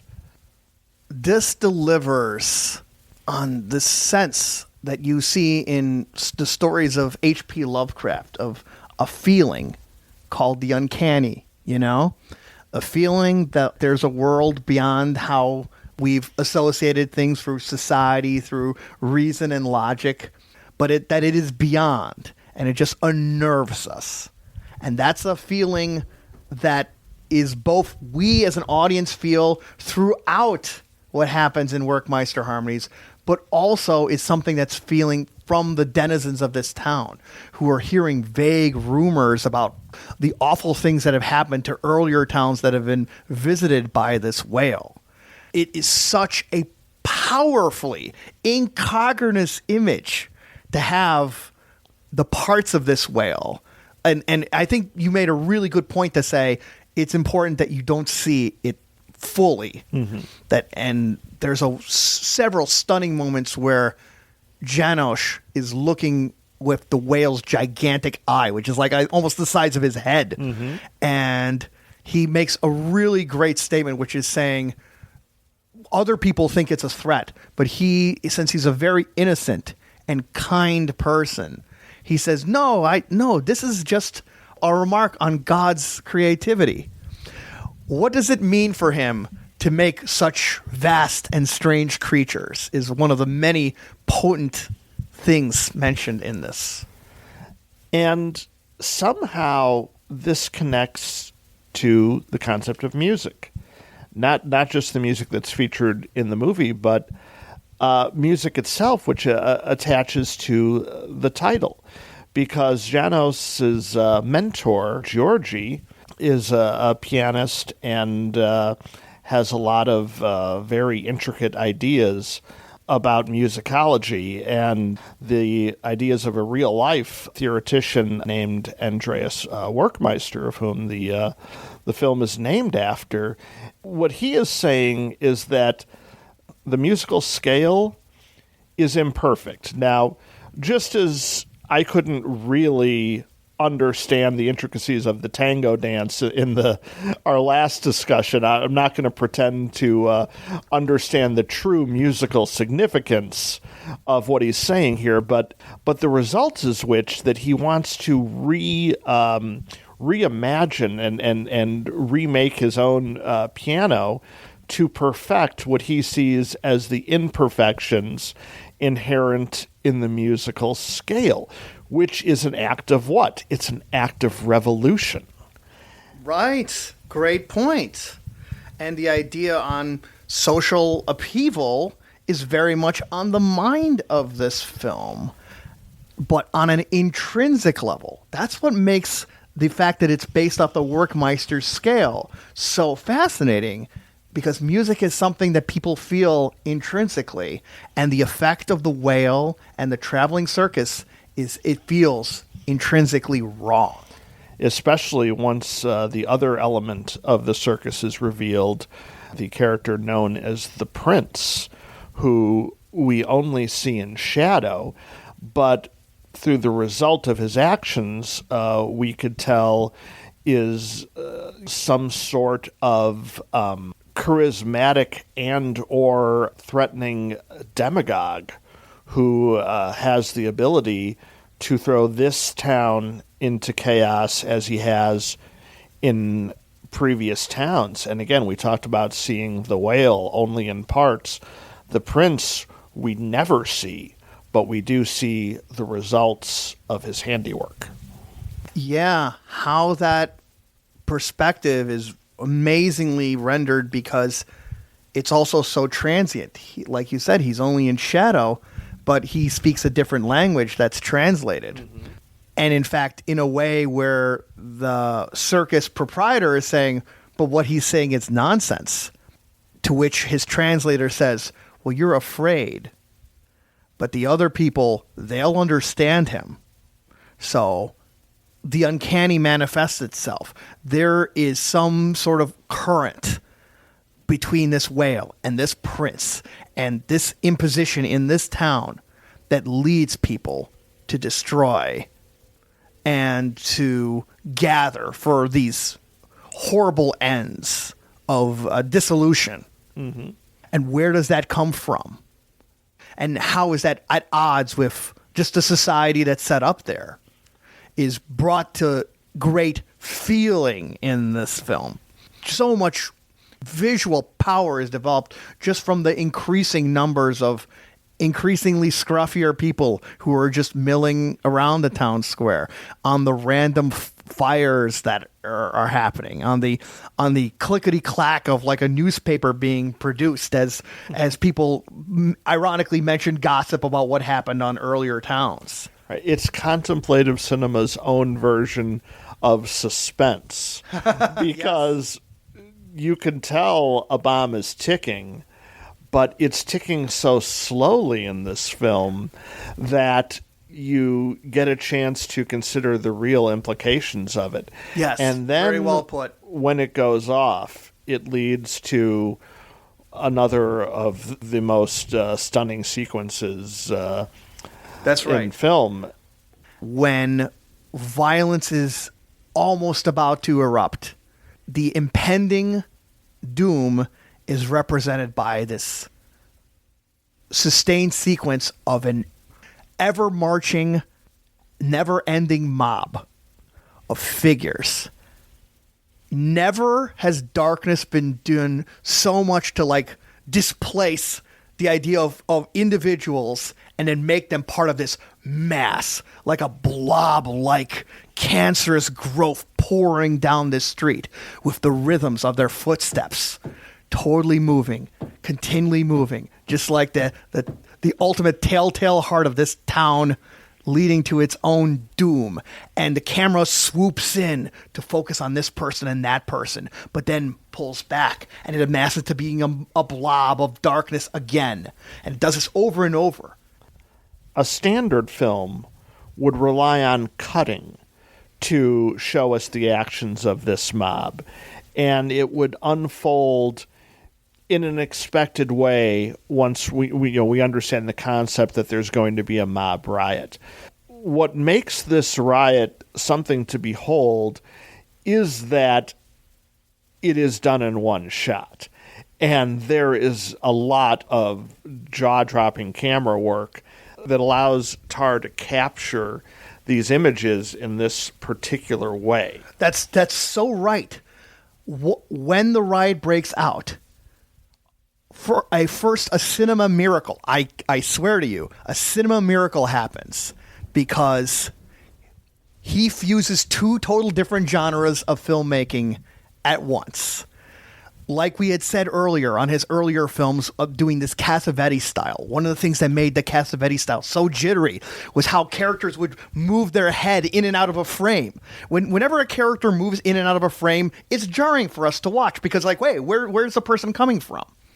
And it does that kind of tension but from a contemplative perspective. The camera movement cannot be more sedate, more deliberate, not giving you as an audience member anything to focus the details, but there's people always running in and out to crash on things, and the camera will slowly look on this room and that. One that's barely lit, one that's brightly lit, and you see some random violence, and you barely have a moment to interpret it before it glides in to see on something else. The result is to give us a sculpting in time version of, to me, a Hieronymus Bosch painting of madness and destruction, desolation, and humanity at its worst. A whole society behaving like the little girl in Sátántangó on hurting people at this hospital. Right, because that's what we're witnessing is people being randomly beaten and killed in a hospital, and then a moment happens when, and this has all been going on with only the ambient sound, and then a shower curtain is drawn, and we see a naked elderly man cowering in fear, and at that point, the music comes in. Yes. And that moment of the music announcing that something has changed and the uncomfortableness of seeing this old man in such a vulnerable position basically stops the riot in its track. Yes. Not an action that happens, but a feeling that occurs through the will of the filmmaker as much as anything that's going on in the plot. It shows a magnificence in our ability to recognize the most vulnerable part within ourselves. And it just comes on like as a total onrush of this feeling and sensation when the music comes in. And then it has one final trick, because as the rioters have suddenly are shocked into becoming people again, to be recognizing other people as people again, and they slowly walk off in the hallway. The camera curves and shows János, and we're focused on his face. And it's a really powerful, enigmatic moment, because why is he there? Was he part of the riot? Was he just observing?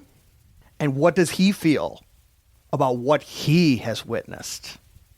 Well, János is really the ultimate innocent in this film. He's played very wide-eyed by a German actor named Lars Rudolph, who is excellent.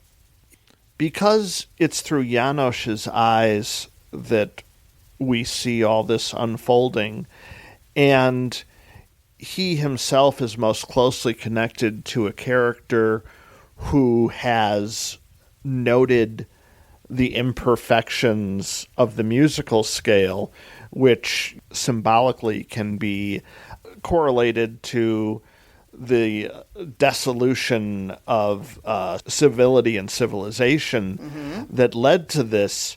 He becomes absolutely overwhelmed. His innocence is destroyed in an instant.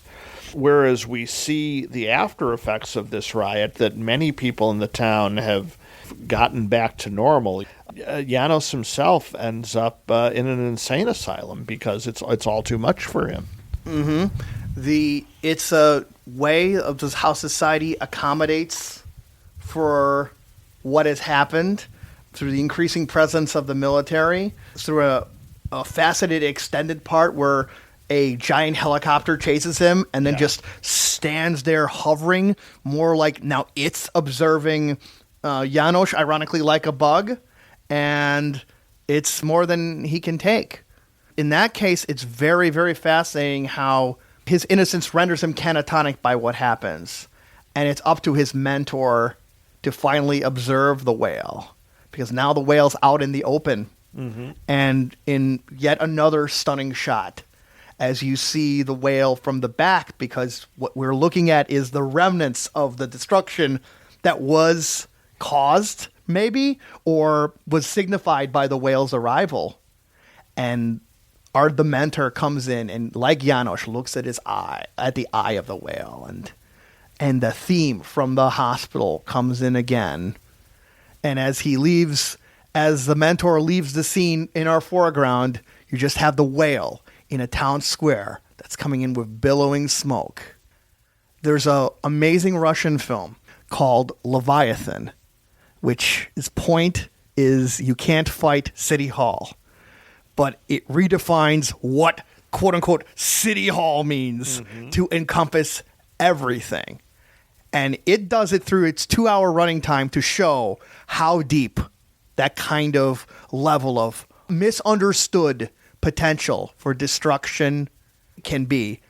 It's all there in that one last sequence of Werckmeister Harmonies. And it's very telling that he tells Janos that he's reverted his piano back to the normal, Great point. imperfect scale. That's right.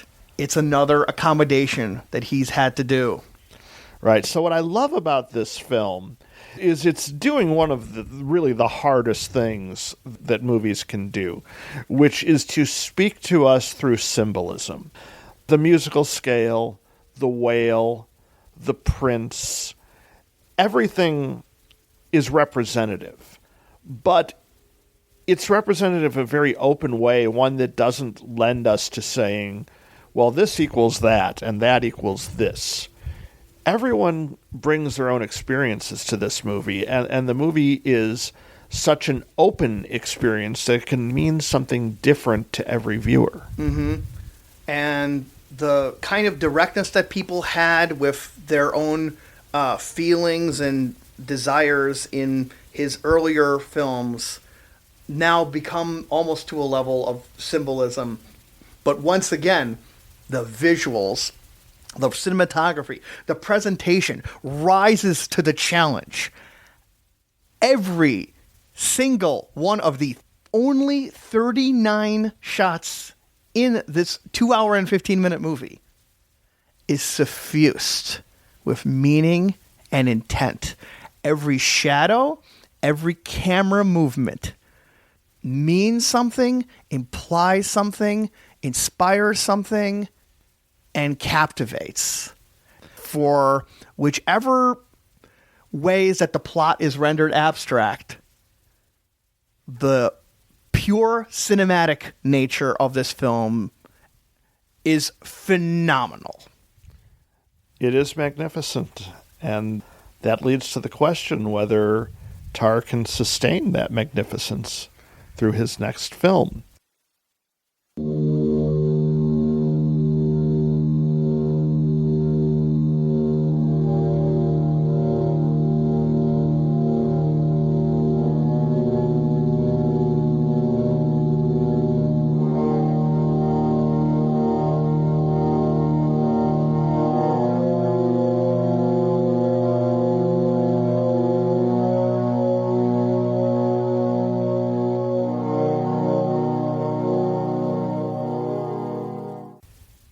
Which is The Man from London, released in 2007.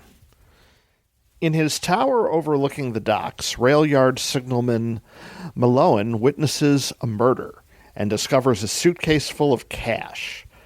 As he struggles with the implication his newfound wealth might have on his family, a police inspector from London arrives after the money as well and will stop at nothing to recover it. After the highs that I found so amazingly high from Werckmeister Harmonies, I found that The Man from London was a tremendous fall. To me, it was like what Ebert said when he was talking about a certain director of a bad movie.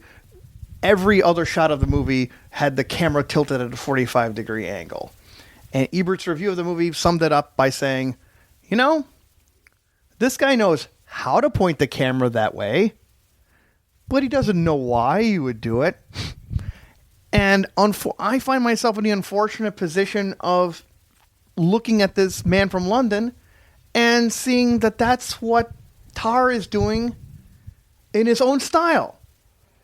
Well, I'm going to disagree with you there, but in no way do I want to try to compare this film to Werckmeister Harmonies. It's not a movie at that level. But I do think it knows what it's doing.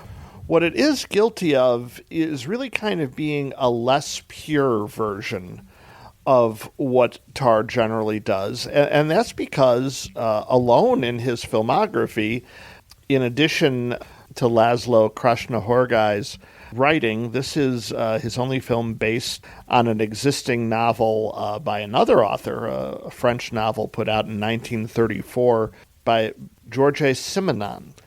A little bit like Damnation, but more so, Man from London is actually dealing with a more standard story, a crime story, something Hitchcock might have been interested.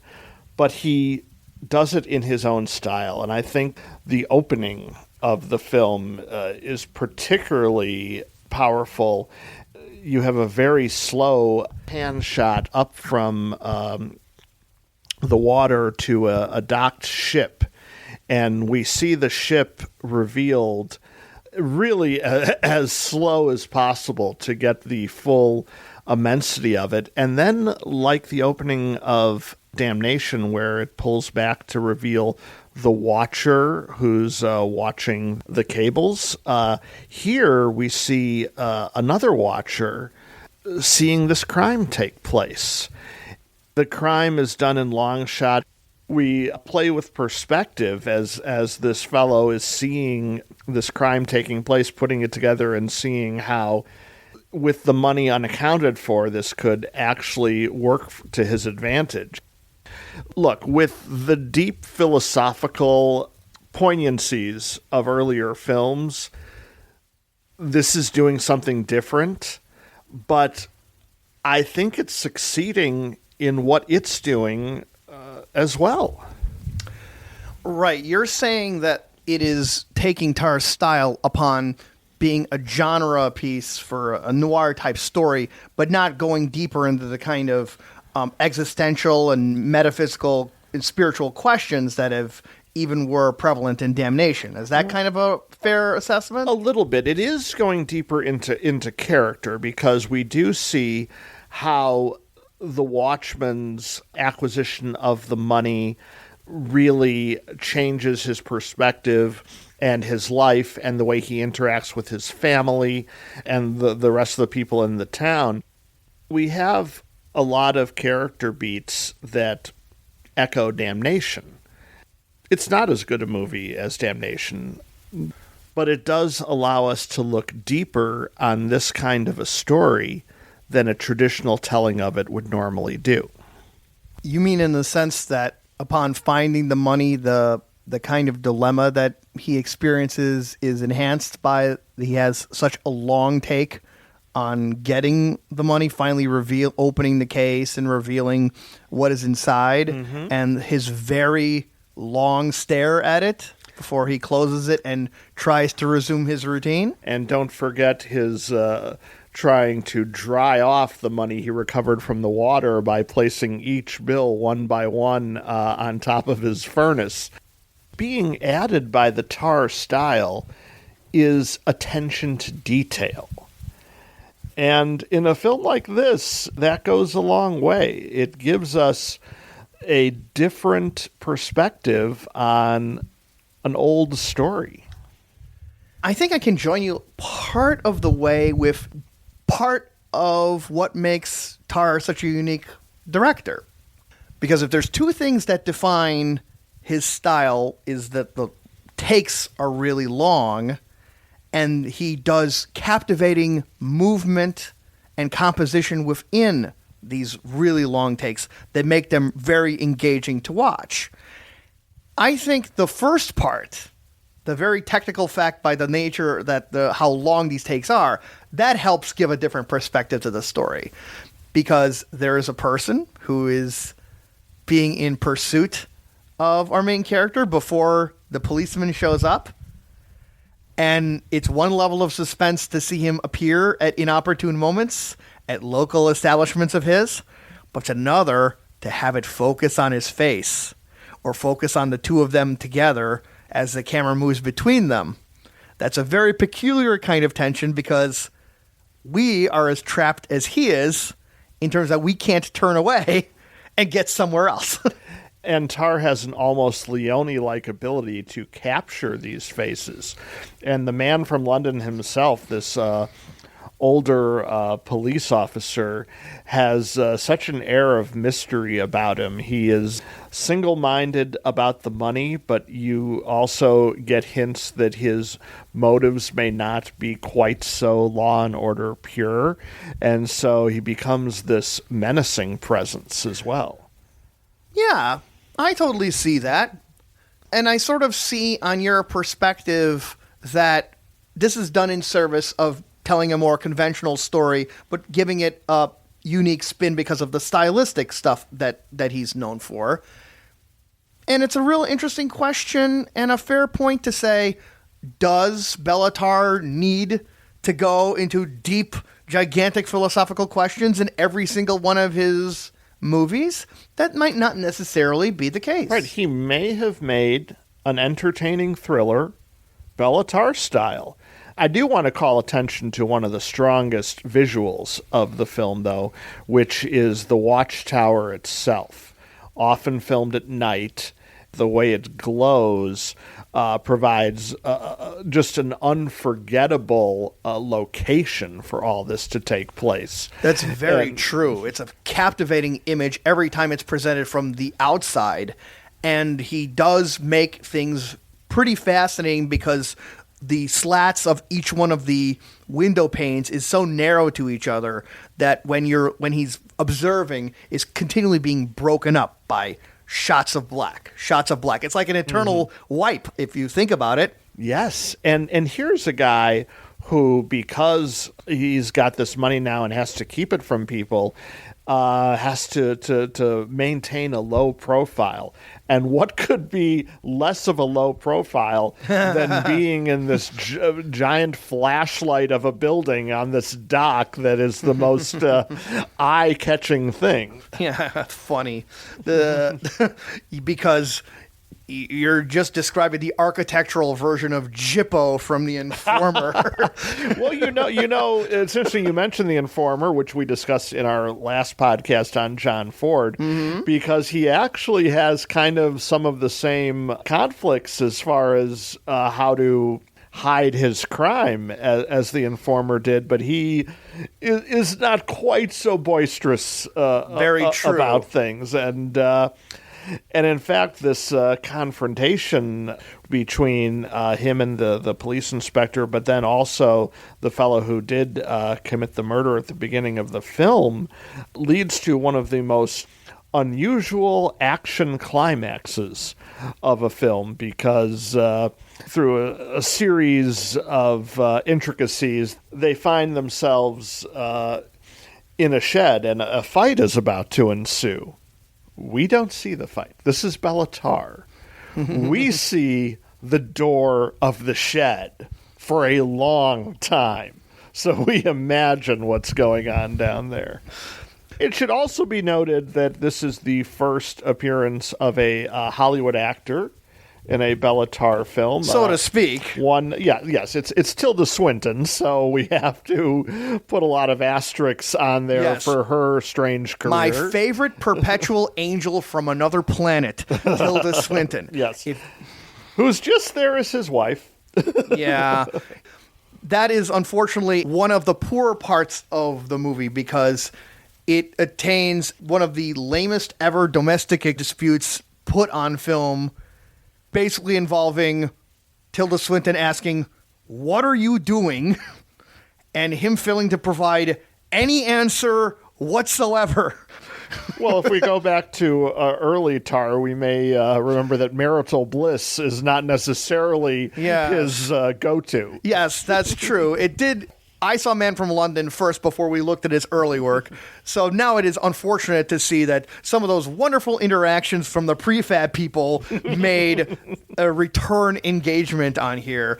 I don't really understand what part of this particular kind of male character is so incapable of just telling someone what they're doing. It is just some very, very specifically weird block.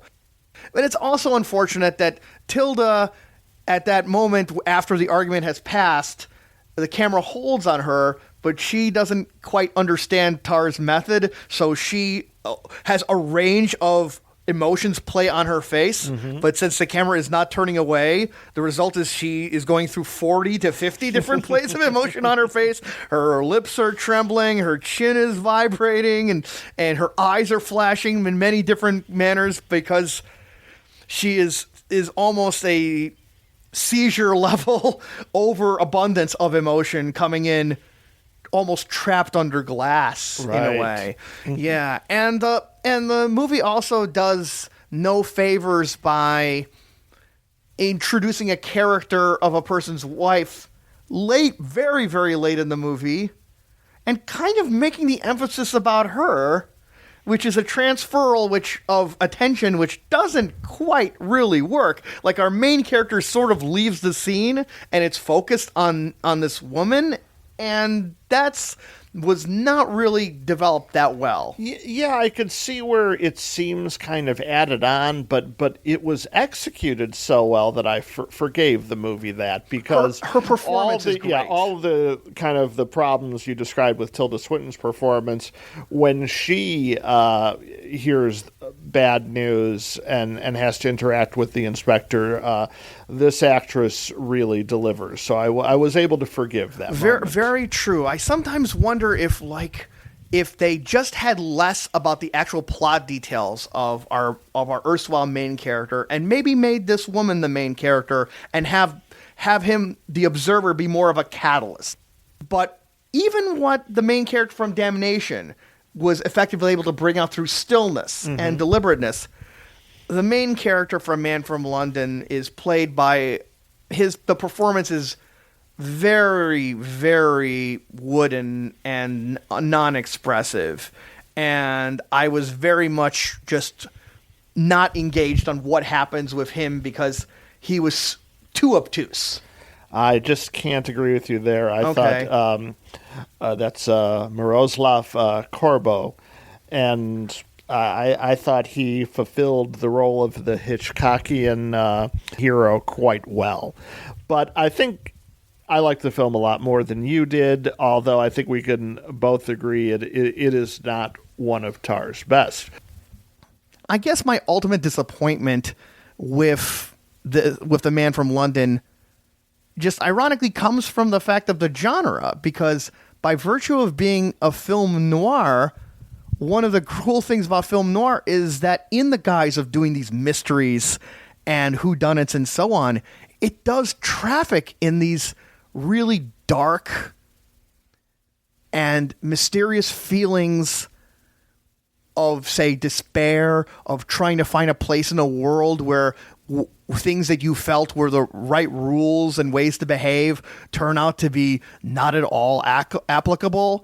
And that kind of darkness, which is a feature of so many magnificent noirs, including, say, Touch of Evil, for example, to take one of many, many examples, this is a wheelhouse that Tarr has brought in his own special way through his films. And I think a lot of my disappointment stems from how the techniques that he uses do not bring those out. However, those techniques do so effectively bring out his message and his theme, I feel, in his most recent and possibly his last film, The Turin Horse, in 2011.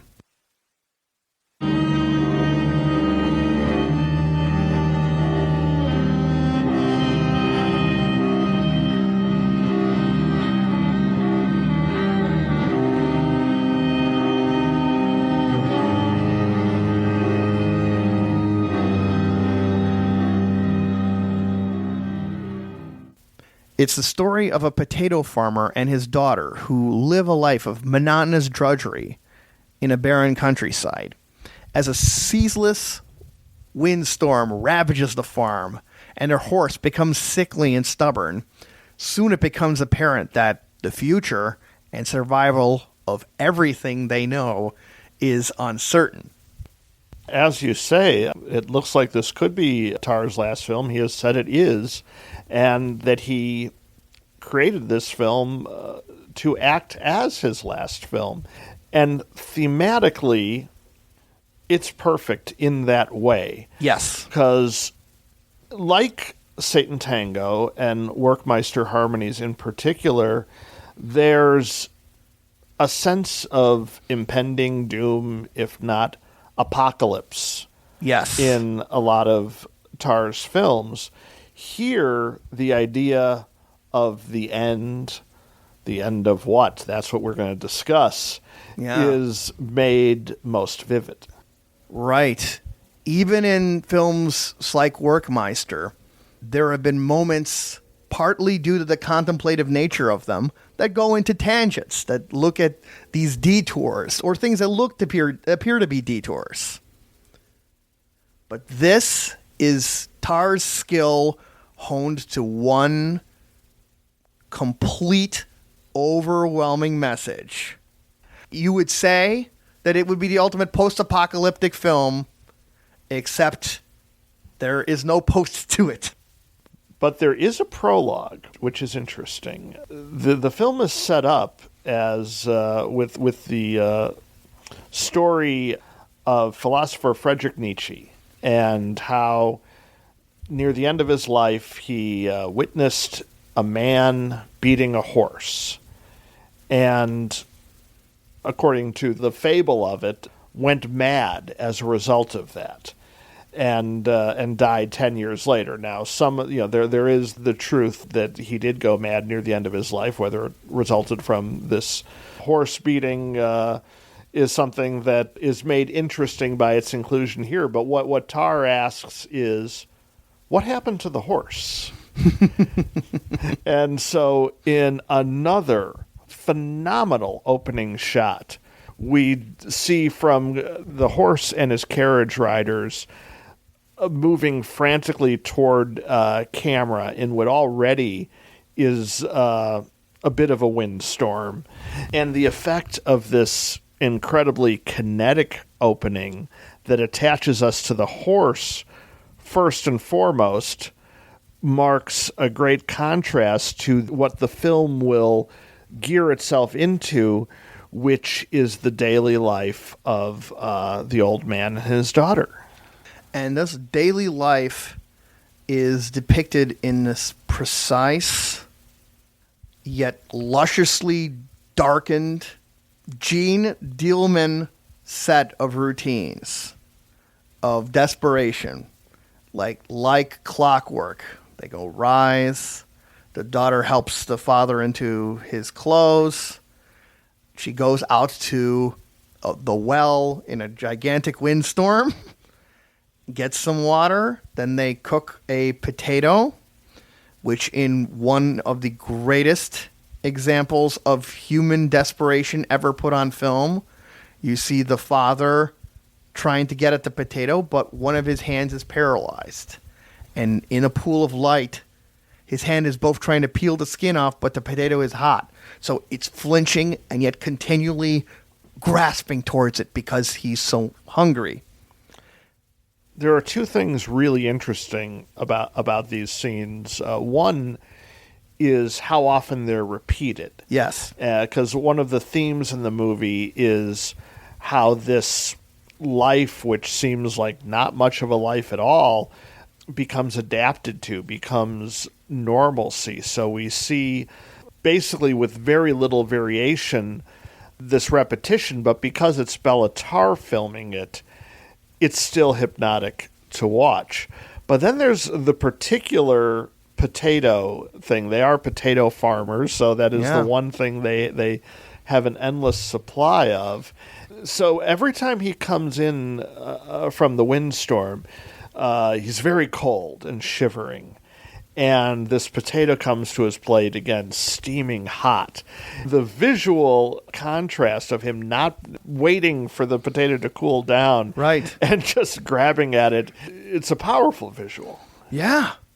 It really just burned into my memory. But the film continues on, like you say, with an increasing amount of things going wrong.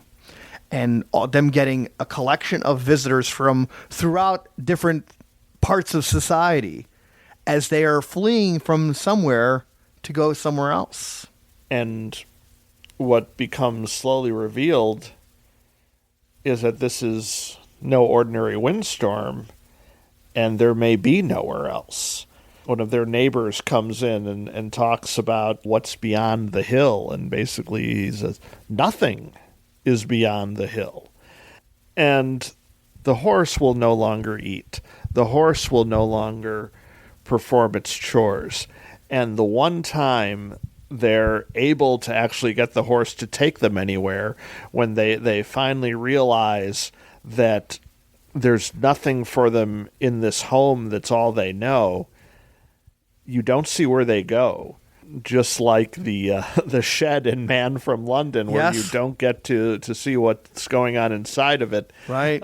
You don't get to see what's beyond the hill. Yeah. But you know that they come back, and the implication is, again, this encroaching nothingness, the apocalypse, the end of everything. Yes. So, like that potato, the remnants of the society that they have, how little they have it, is also slowly peeled away. By the people they visit become wilder. Mm-hmm. And there's even a fun moment for those people who don't particularly care for Tarr's philosophizing in some of his other works. He leads to a long spiel about these really heady concepts, which are concluded by the father saying, okay, I don't understand what you said, but it all sounds like crap to me, to just keep your mouth flapping. It's a very potent member of potentially self-criticism. And then just the various elements just fail. Stuff like water and fire.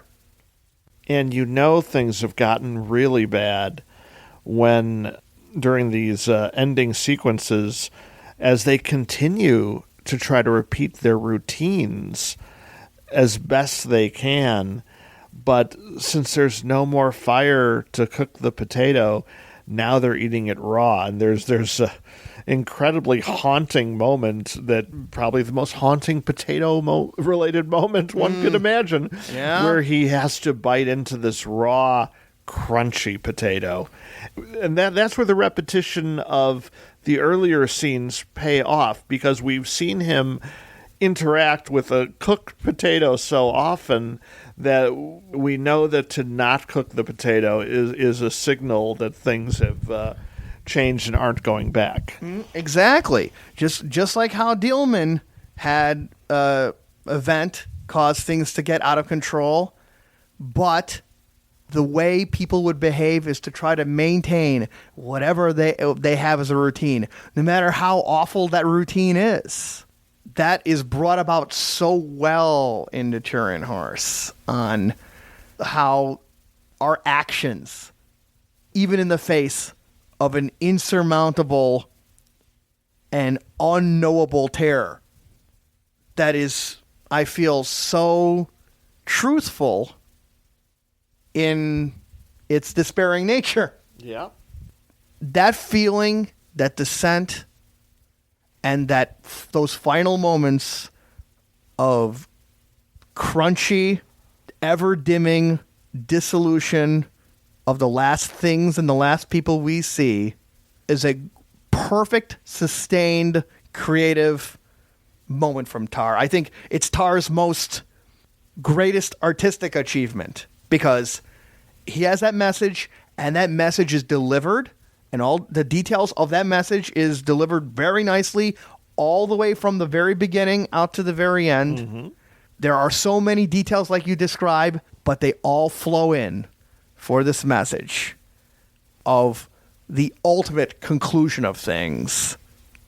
I actually don't think you can have a more definitive final statement as a director. Yeah, it's why I believe Tarr when he says it's his last film. It was perfectly constructed as a last film, and now he's moved on to mostly teaching film students and hopefully passing along some of his magic to others. While the work of Tarr and his collaborators on his last series of films have provided this such a singular, unique vision, it is a vision that I personally would love to see aspects of replicated and attempted in other movies. I have to tell you, Brad, and you guys listening, that I was very lucky a year or so back to see an American movie do just such an attempt. It's a film called The Eyes of My Mother from 2016, directed by Nicholas Pesce. And it's a story that may hit some conventional horror beats, conventional for American horror, I mean. But a lot of the touches of it have the style, the precision, and the dedication to holding in on moments of Tarr's work.